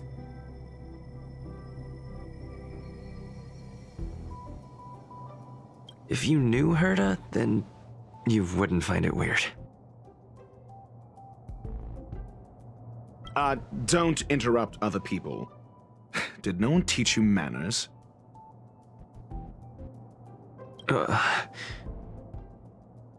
Based on your story, you met with Herta because she specifically wanted you for an assignment. And the assignment involves a curio that doesn't even have a name. Herta didn't mention the name of the curio. We were talking about something else, and she just mentioned it in passing. However, she did give a thorough description of the curio. I didn't make that up. True. You wouldn't be able to make that up. Why do I feel like I'm being looked down on? And the assignment involves a curio that doesn't even have a name. Herta's collection. An endless trove of trinkets and baubles. And yet, she singles out one nameless ordinary curio?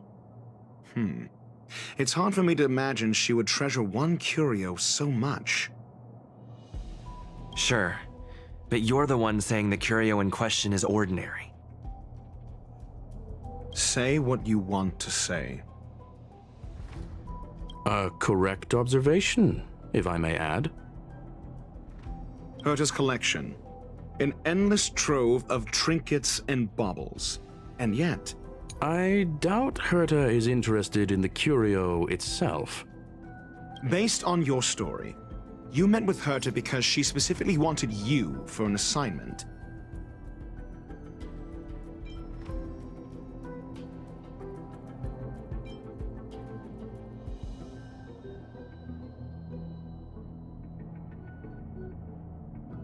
I remember now. That's enough pretending. Please be quiet. Based on your story, you met with Herta because she specifically wanted you for an assignment.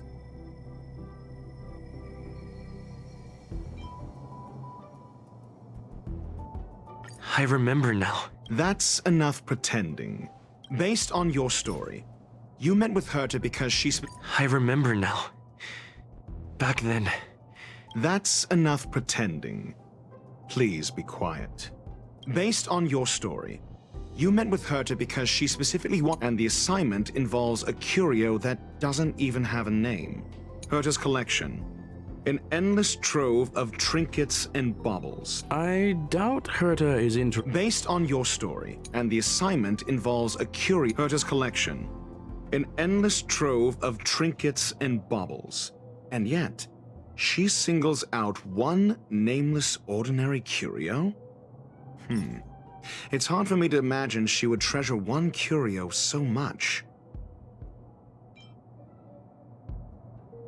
The curio isn't the point.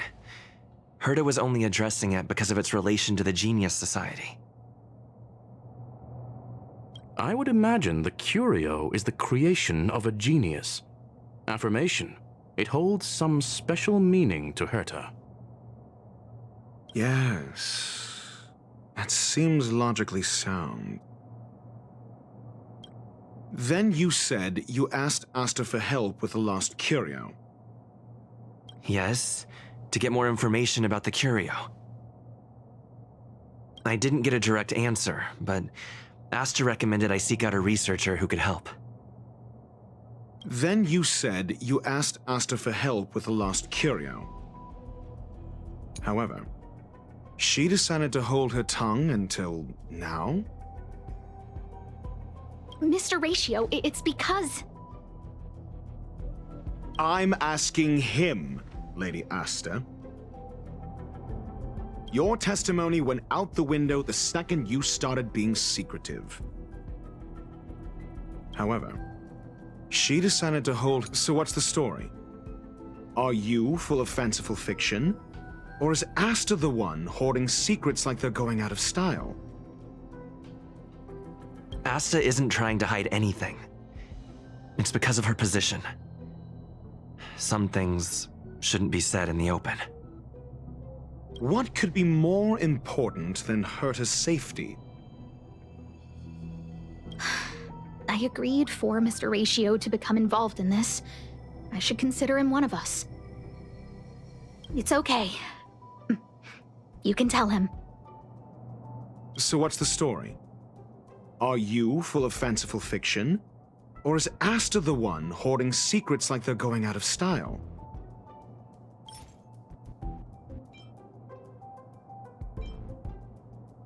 The space station has been very distrustful of its higher management, ever since the Antimatter Legion's invasion. Another severe incident would further intensify suspicion, and cause great internal strife. Oh. So that explains why Lady Asta approved of my participation. After all, the Intelligentsia Guild's representative wouldn't be linked to the space station, but would still share the IPC's position. They wouldn't be partial to anyone, but would still act for the space station's benefit. Two birds with one stone. Researchers' disappearances, you say? Yes, I've heard the responsibility of sorting out that mess has been thrust upon Arlen, head of the security department. Yes. I ran into Arlen when looking for Adler. Adler? A level 2 researcher. According to the Department of Ecology head, he knows more about curios than anyone else. He happened to be helping Arlen investigate the disappearances. Well, did he enlighten you? Adler seemed to have an idea at the time, but he never contacted me again. Researchers' disappearances, you say? Yes, I've heard there was clearly, though. It bears no connection to Herta's puppet being attacked. No connection? I disagree. There should be evidence linking them together. If I review a certain record... Clearly, though, it bears no connection to Herta's puppet being attacked. No. If I recall correctly, Asta said, one of Madame Herta's puppets was attacked by an unknown perpetrator. We don't know the location of the puppet, and we can't pinpoint its signal. Don't know the location. Isn't that the same as missing? She did say that, but then what? You need to provide evidence to show incidents are linked. There should be evidence. Arlen discovered something odd when he was investigating the disappearances. The space station's automatic fire suppression system was momentarily activated around the time the disappearances happened. Arlen mentioned that each victim disappeared due to spontaneous combustion. Huh. But there are no signs of a fire anywhere in the space station. That's what's so odd about it. But this information has an additional layer of importance. This may not be direct evidence, but if the system also recorded the fire suppression system activating when the puppet was attacked, then there's ample evidence to indicate that these two cases are linked.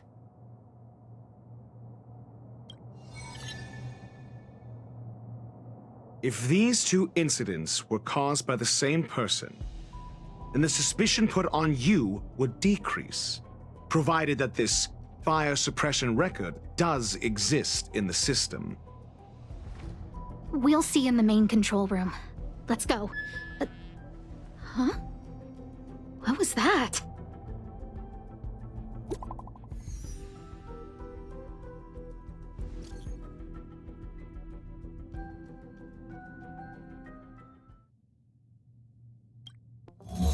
Harrider Newsflash. This is an urgent broadcast. I repeat, this is an urgent broadcast. News has finally emerged regarding the attack on Madame Herta. The Annihilation Gang has claimed responsibility for the incident and warned of further activity. The Guild has expressed utmost condemnation. The gods of the starry skies have abandoned the world. They give no thought to the masses. Only the wounded savior can bathe the world in the firelight of destruction. Yet always there are cowards trying in vain to reject their favor and escape the wounds. Flee then. Flee as far as you can. No matter the distance, annihilation will find you.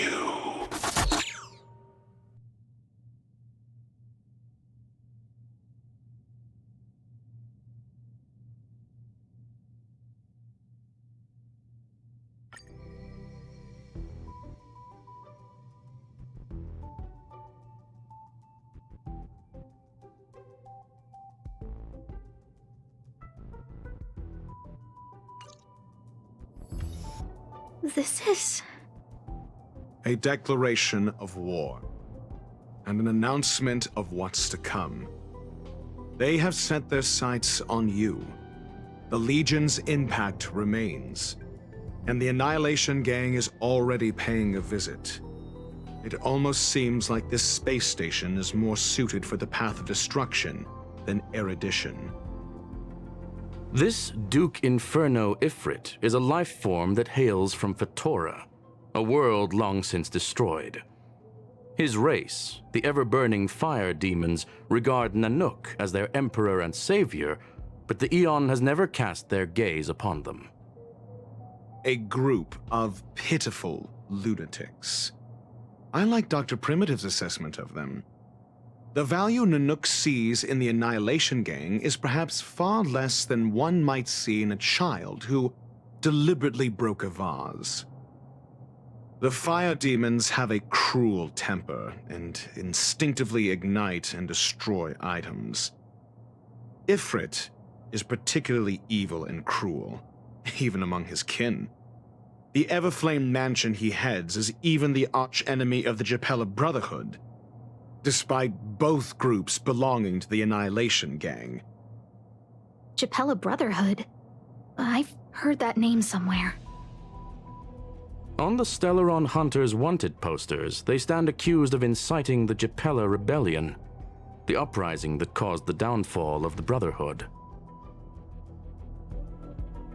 The Japella Palace crumbled in the scorching flames, and Ifrit's power has grown by the day ever since. Would you believe it would be merely a coincidence? Something similar is about to happen here. Spontaneous combustion? For him, it's as routine as me finding fault in everything. The disappearance of researchers and the puppet were all part of the plan. And after that, that video will soon circulate. And this station's fate? Flames. Nothing but flames. The destruction of trust. I'm afraid more than trust will be destroyed here. You need to start acting now if you want to survive. You, come with me.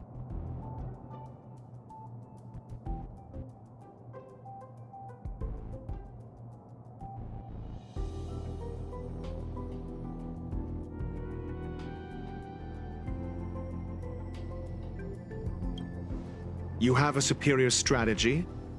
Pray tell, do we set the two of them loose, turning whispered fears into full-blown pandemonium?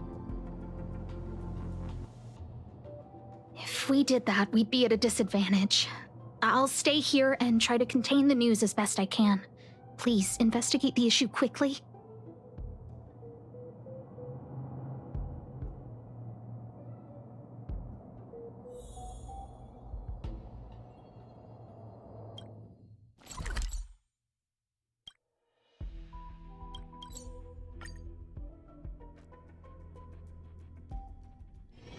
It's still early. Where to now? Not good. This is serious. The security department will do whatever we can to help you. A list of the missing researchers and their details. Sure, but the security department already combed through their backgrounds and personal relationships. We didn't find anything odd. The Annihilation Gang are a group of die-hard thugs. They might be attacking indiscriminately. A list of the missing researchers and their details. Okay. Take it. Remember these names. Find a friend who's tuned into the gossip around here and tell them you want to know the relationship between these people.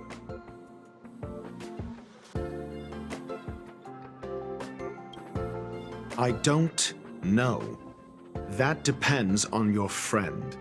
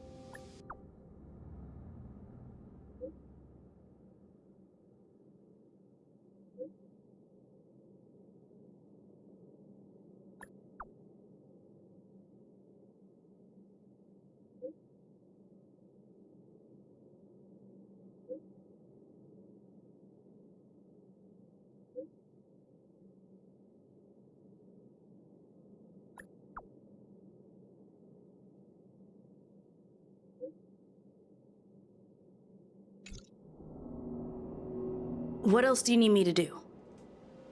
Take me to the one who knows the most about curios within the Department of Ecology, if you would be so kind.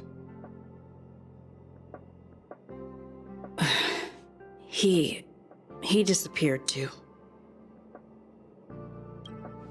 I didn't really notice at first. Adler's difficult to get a hold of at the best of times. But it's been a few system hours, and I still can't reach him. Even the surveillance cameras can't find any trace. The last time I saw him was in the Master Control Zone. He was with Wen Sherling from the Department of Implement Arts. Lead the way. You said Adler was on the verge of a discovery, yet couldn't confer his knowledge. Intriguing and frustrating, to say the least. If his disappearance is also related to the case here, then maybe he really did stumble upon something important. True. The keywords that got Adler thinking were energy life forms. Duke Inferno is also an energy life form. Coincidence? We need to investigate this.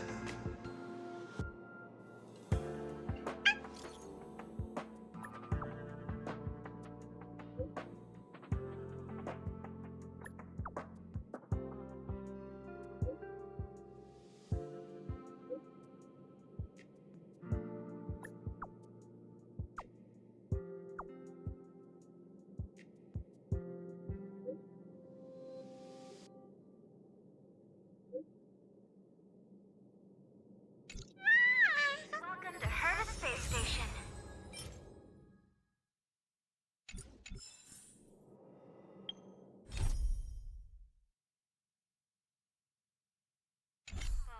All the good taste of couple.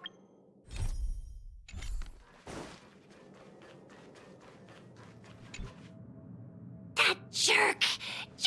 Jerk! Fine!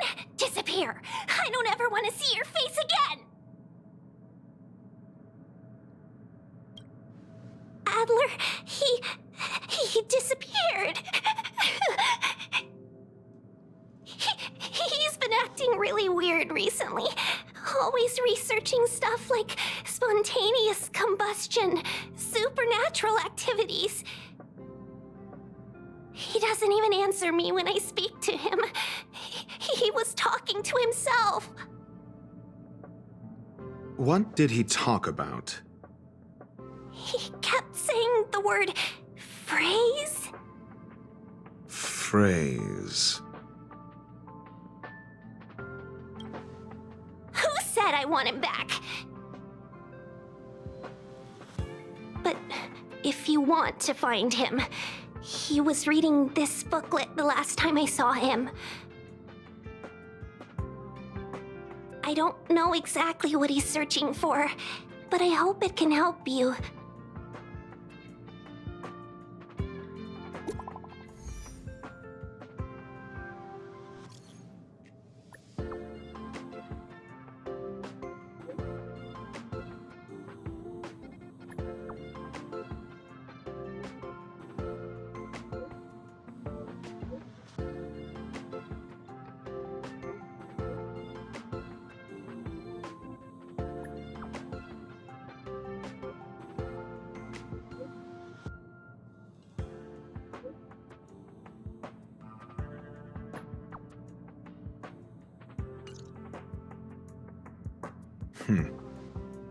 Your countenance suggests tragedy.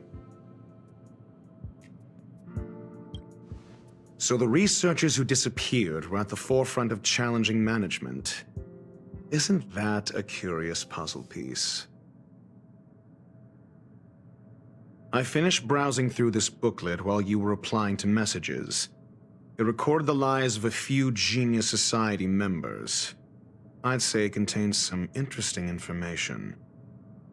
It's time to go back and chat with Lady Asta and Mr. Screwlum.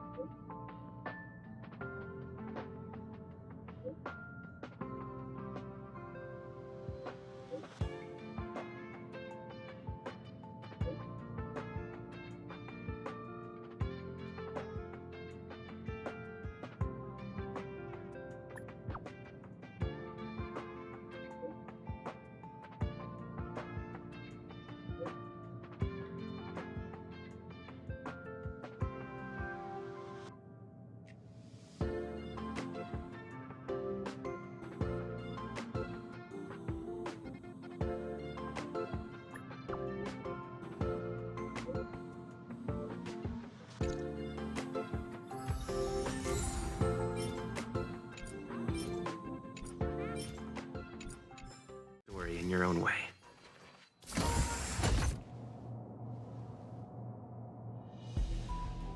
You're back. I've been monitoring the dark web. I barely managed to stop the video from spreading. The incident hasn't grown any bigger, for now. How are things with you? Less than promising. Or to use a different phrase, we're in deep trouble. We're running out of time. Let's retrace our steps and evaluate the situation.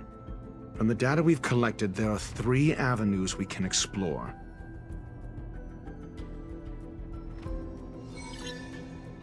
First, Adler's disappearance. He must have come across some vital information. Adler also. You think that Adler's discovery drew the enemy's attention? Indeed, and I already know what he found. First, Adler's disappearance. The next angle is what the victims have in common, distasteful as that discussion may be. Distasteful discussion. A mere glance at their background would indicate they share no commonalities. However, after browsing through their online records, you discover they all wield influence on the space station's dark web. Lady Asta must know what this means. The next angle is what the victims have in common. Last is the abilities of Duke Inferno and the secret of spontaneous human combustion. You probably already know about this. The fire demon of Fatora, the Duke of the Annihilation Gang. There is another secret with Ifrit.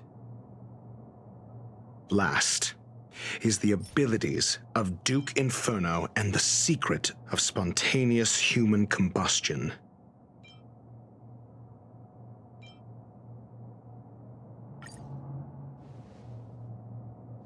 During prior unrest, instigated by the Everflame Mansion, some testified to seeing miscreants materialize from the Inferno. The flickering tongues of Duke Inferno's fire carrying a certain property, and this property is the secret behind spontaneous human combustion. Look, the answer is right there.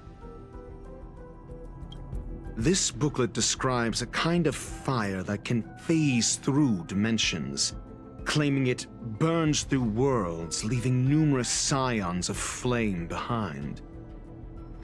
It's the Phase Flame, the creation of member number 29, Serkal. She was an amazing genius, intelligent, kind, and humble.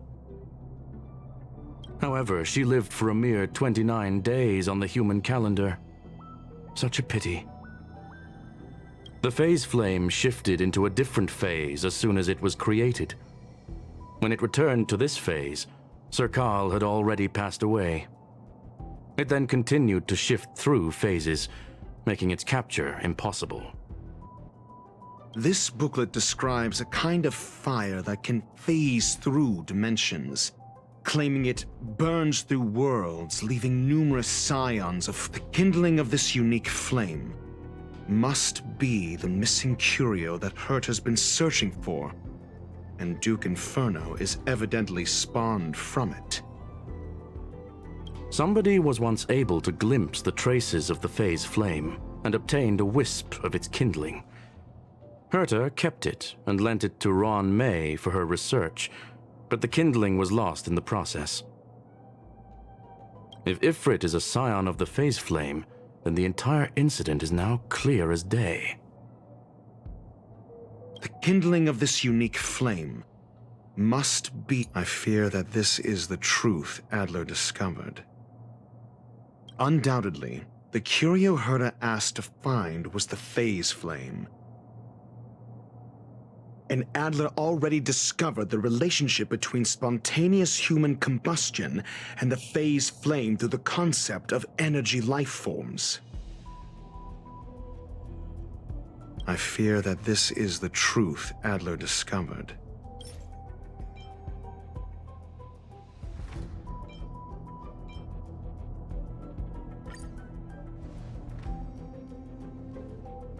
When Schurling said, Adler kept muttering about a phrase before he disappeared.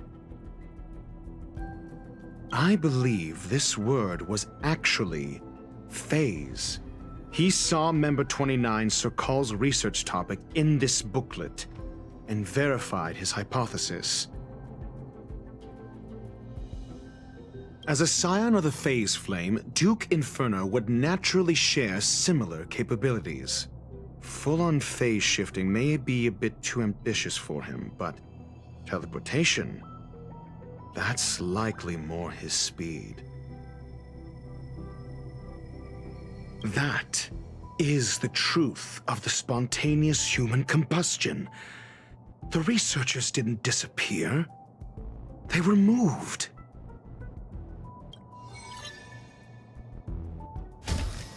We don't know where the victims went, but Duke Inferno's plan is now clear. And the sudden and consecutive disappearances provided the best environment for chaos to fester. Once the seed of unrest has sprouted, he will then send out an announcement for an imminent attack. It will push the crisis from the dark into the light, catalyzing it into new growth and bloom. The next step would be to ignite the spark. Look at those researchers who disappeared. What would happen if someone realized their similarities? I need say no more. It was all a premeditated trap to stir up chaos on the space station.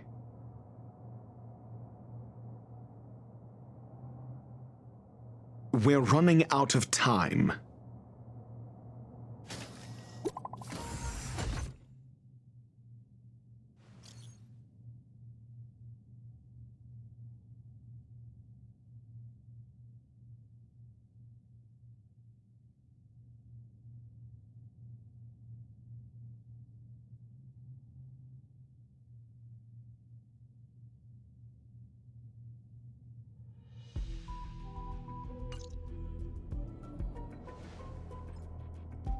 This... No, it isn't enough. Indeed, it needs one more spark. What do you mean? If you limit your involvement to this, there's still room for excuses. If it were me, I wouldn't give you the chance.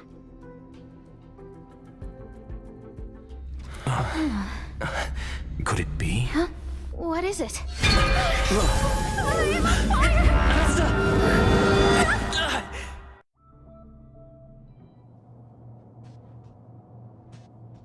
Stay calm. Asta was merely teleported. Her life was not in danger.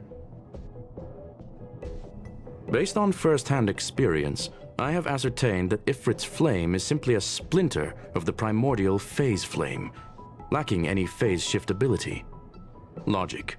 Asta is still within the confines of the space station. That flame must still be somewhere inside the station. Find it, and we'll find a way to bring her back. A splinter, you say? The arrogance of the gifted is charming in its own way. Try then if you must. It seems that Duke Inferno didn't deign to personally grace the space station. He merely cast infernal fire into our midst to wreak havoc among the researchers. When the fire fizzles out, his malevolent plans will vanish without a trace. I will head to Herta's office and activate the folded space in the curio storage room. With some changes to its parameters, I can use it to block the fire's teleportation routes and seal it inside the station. Mr. Ratio, please go with Mr. Trailblazer and contain the fire.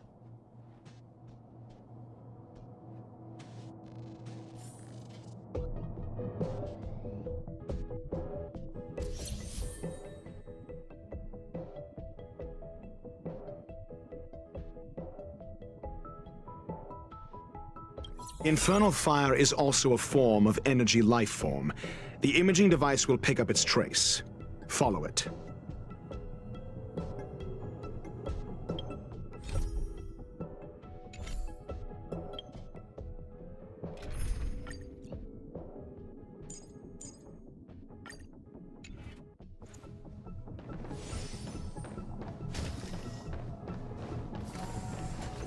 The way is awash with flames. It must have just teleported. Be careful. Get ready to dash into the fire.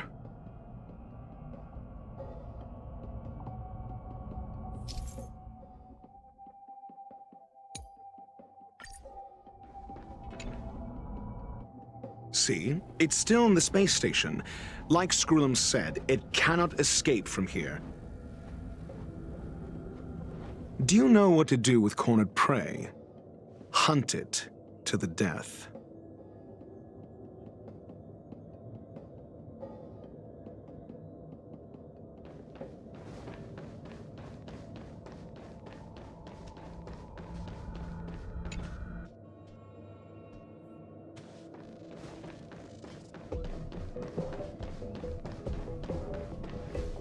The fire is dying. This place is strange. It's still resisting. The fold in the space has shifted. I can deduce its escape route with a mere glance.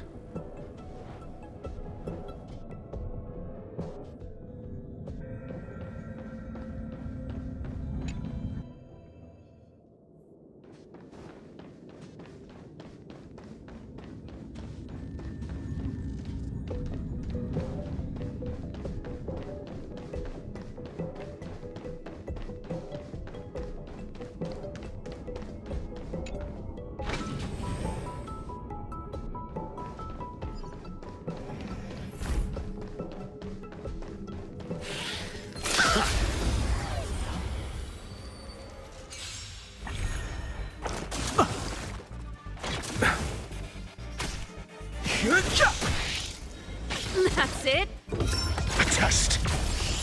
0 points.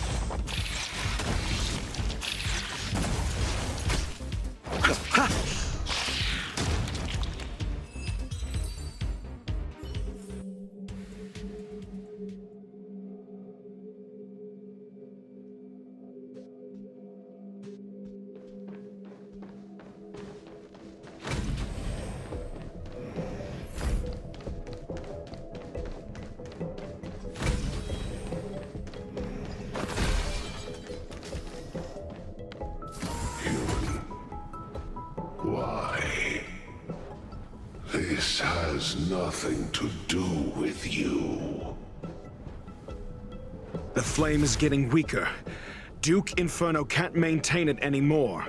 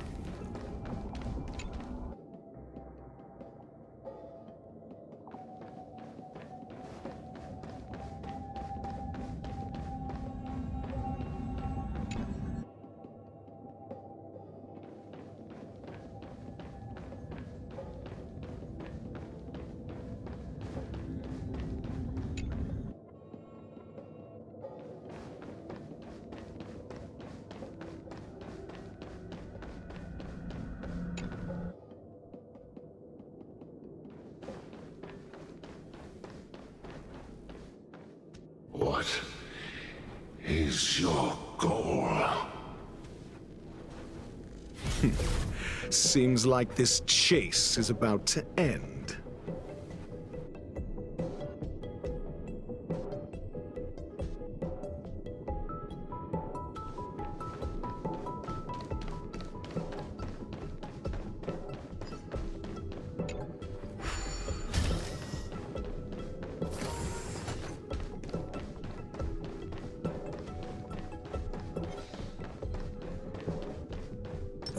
Let's wait and This will strengthen our position.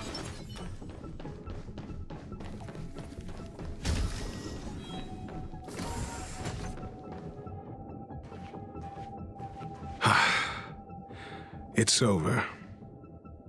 Ignorant fools blindly chasing the firelight, not knowing that the blessings of destruction already lie at their feet. It is little wonder that even the descent of the Savior's Legion was unable to cleanse this place. I will acknowledge my brashness. For now. But next time, expect no intermediaries. I will come to personally offer you the demise of your sins with infernal fire.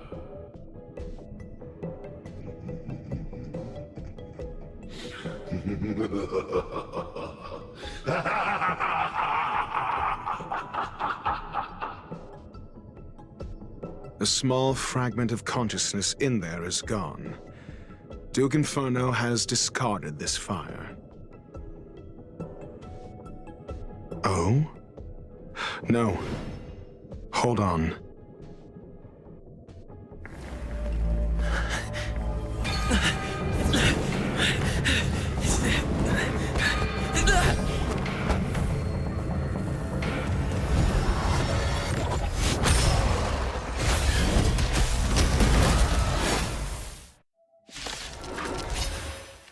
Ah, the banal theatrics of Stalin. Let's not, shall we?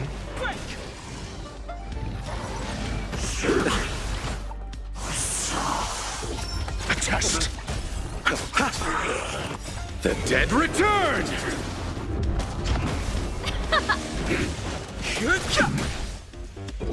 Answer me!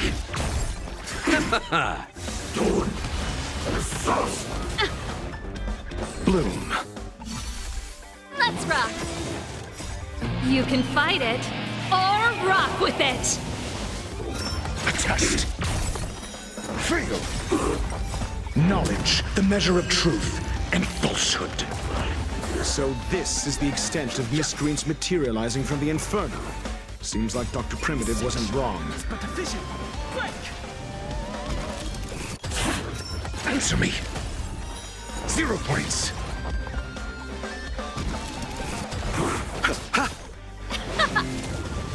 The fire is weakening.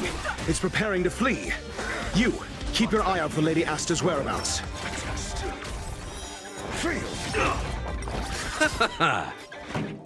Turn it up.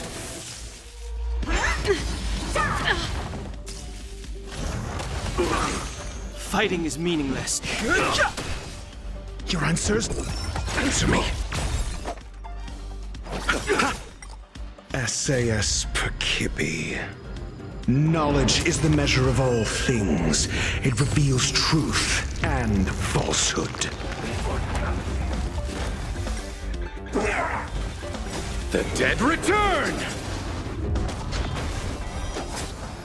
Let's rock.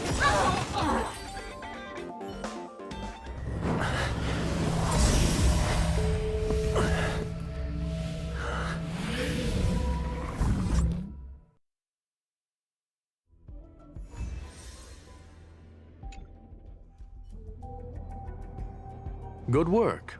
You did very well. Rest assured, Asta only had a fright. She is recovering in the clinic. While you were chasing the enemy, The security department also found the missing researchers. Affirmation: they are all safe and sound.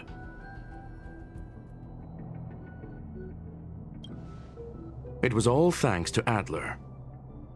They fell into a spatial curio and could not leave until the Department of Ecology's most knowledgeable curio expert solved it from within. Many of them were shaken by their experience when Arlen found them, but they are otherwise fine. Yes, it is over. This business is over, and I believe the space station will be able to deal with any internal aftershocks. In Herta's stead, I thank you for your efforts, sir. But there is one mystery that remains unsolved. And that is something I must deal with myself.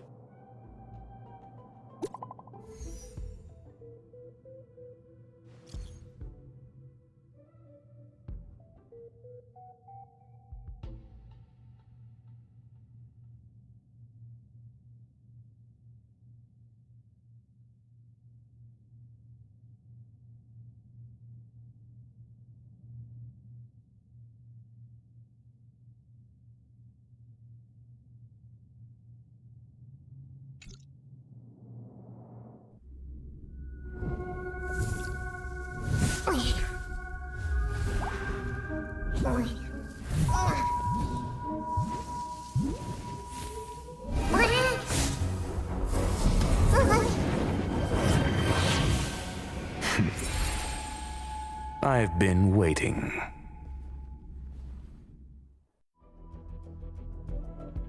Fallout from this incident remains. Surely you have plenty of pressing matters to attend to. Or is the safety of the space station beneath your concern? Answer: that is exactly why I came. After all, the principal figure in this whole affair is right here. When did you start to doubt me? When one is immersed in academic research, skepticism comes far more naturally than belief.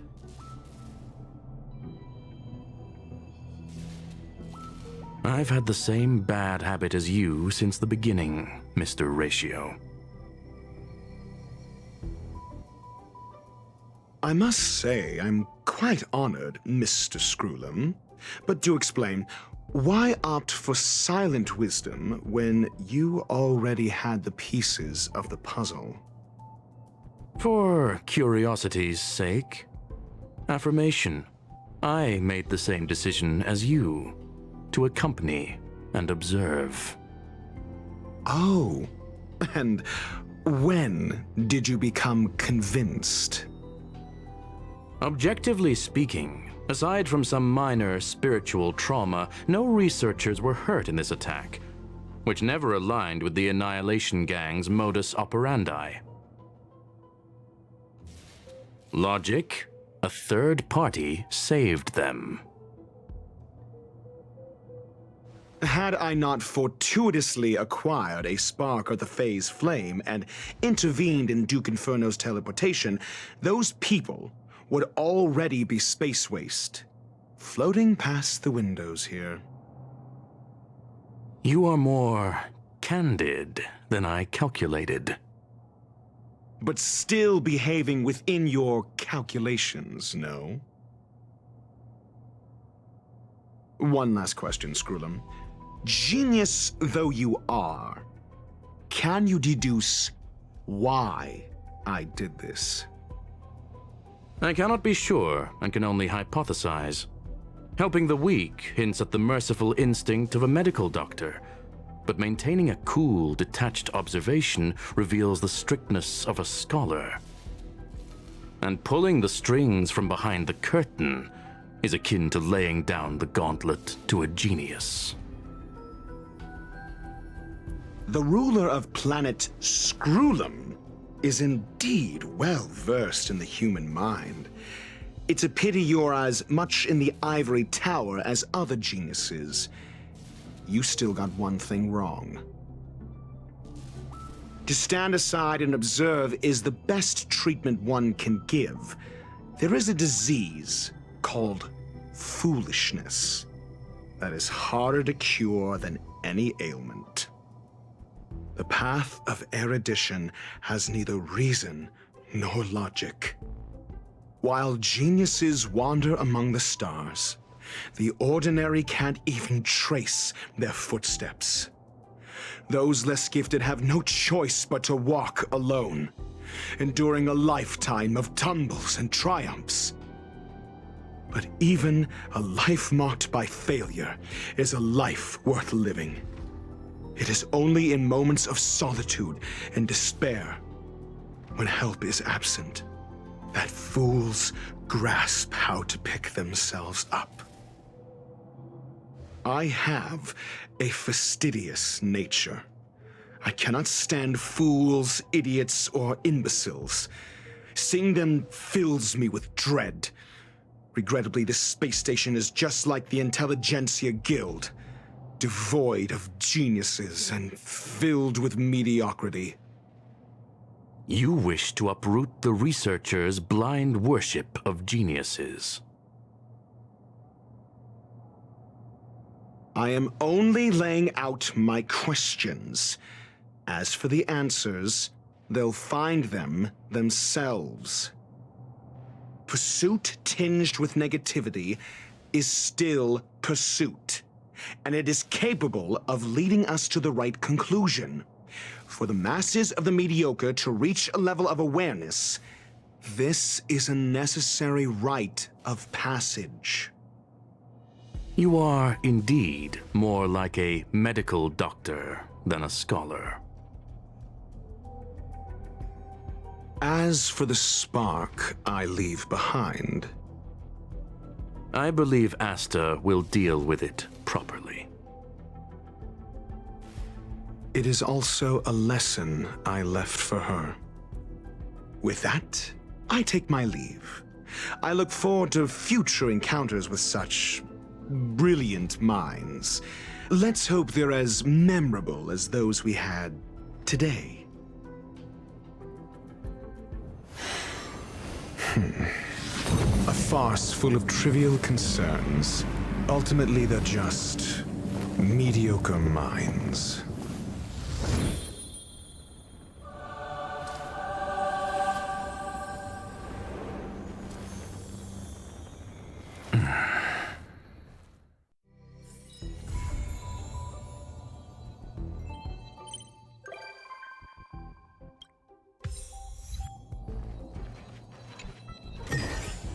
Looks good.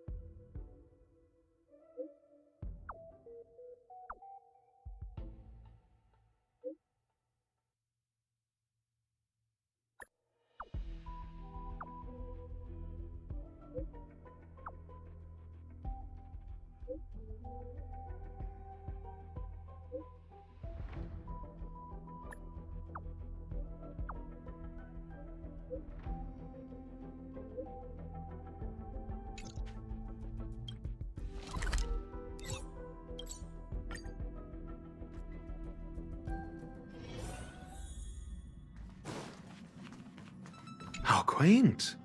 A space so meticulously curated just for my refined tastes. I suppose it might do for moments of reflection. Perhaps the best part is that even with so many present, there's a delightful scarcity of simpletons.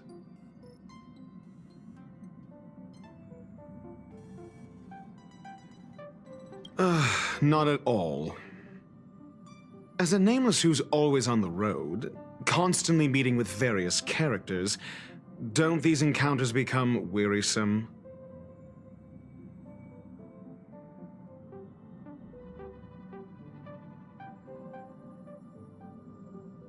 It's no small feat. The average person is easily swayed by their environment, after all.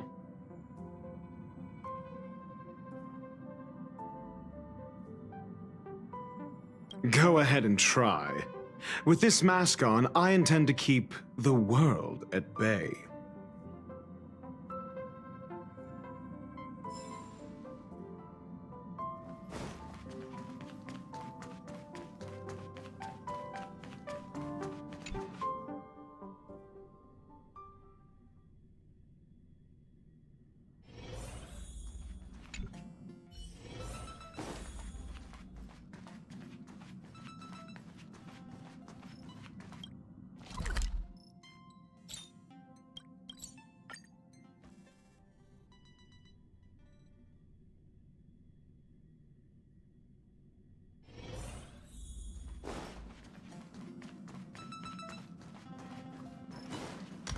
What kind of drink do you prefer?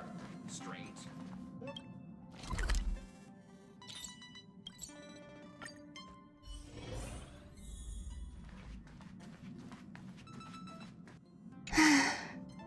Isn't it wonderful?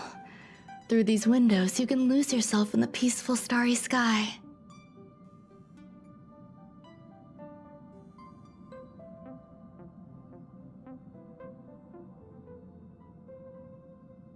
Is that so? I can relate. Trailblazing across the vast unknown must be quite the experience. I once hoped to capture a slice of space and dissect it, to truly understand the core essence of our galaxies and planets.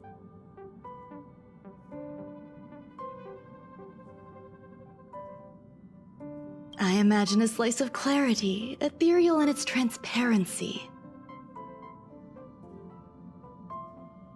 Picture a sliver made up of beautiful dust, gases, and tiny specks, twirling around your finger like a captivating plum-colored mist. It reminds me of a ring. I imagine crafting it and then adding a bracelet of beads to complement its soft, lustrous glow.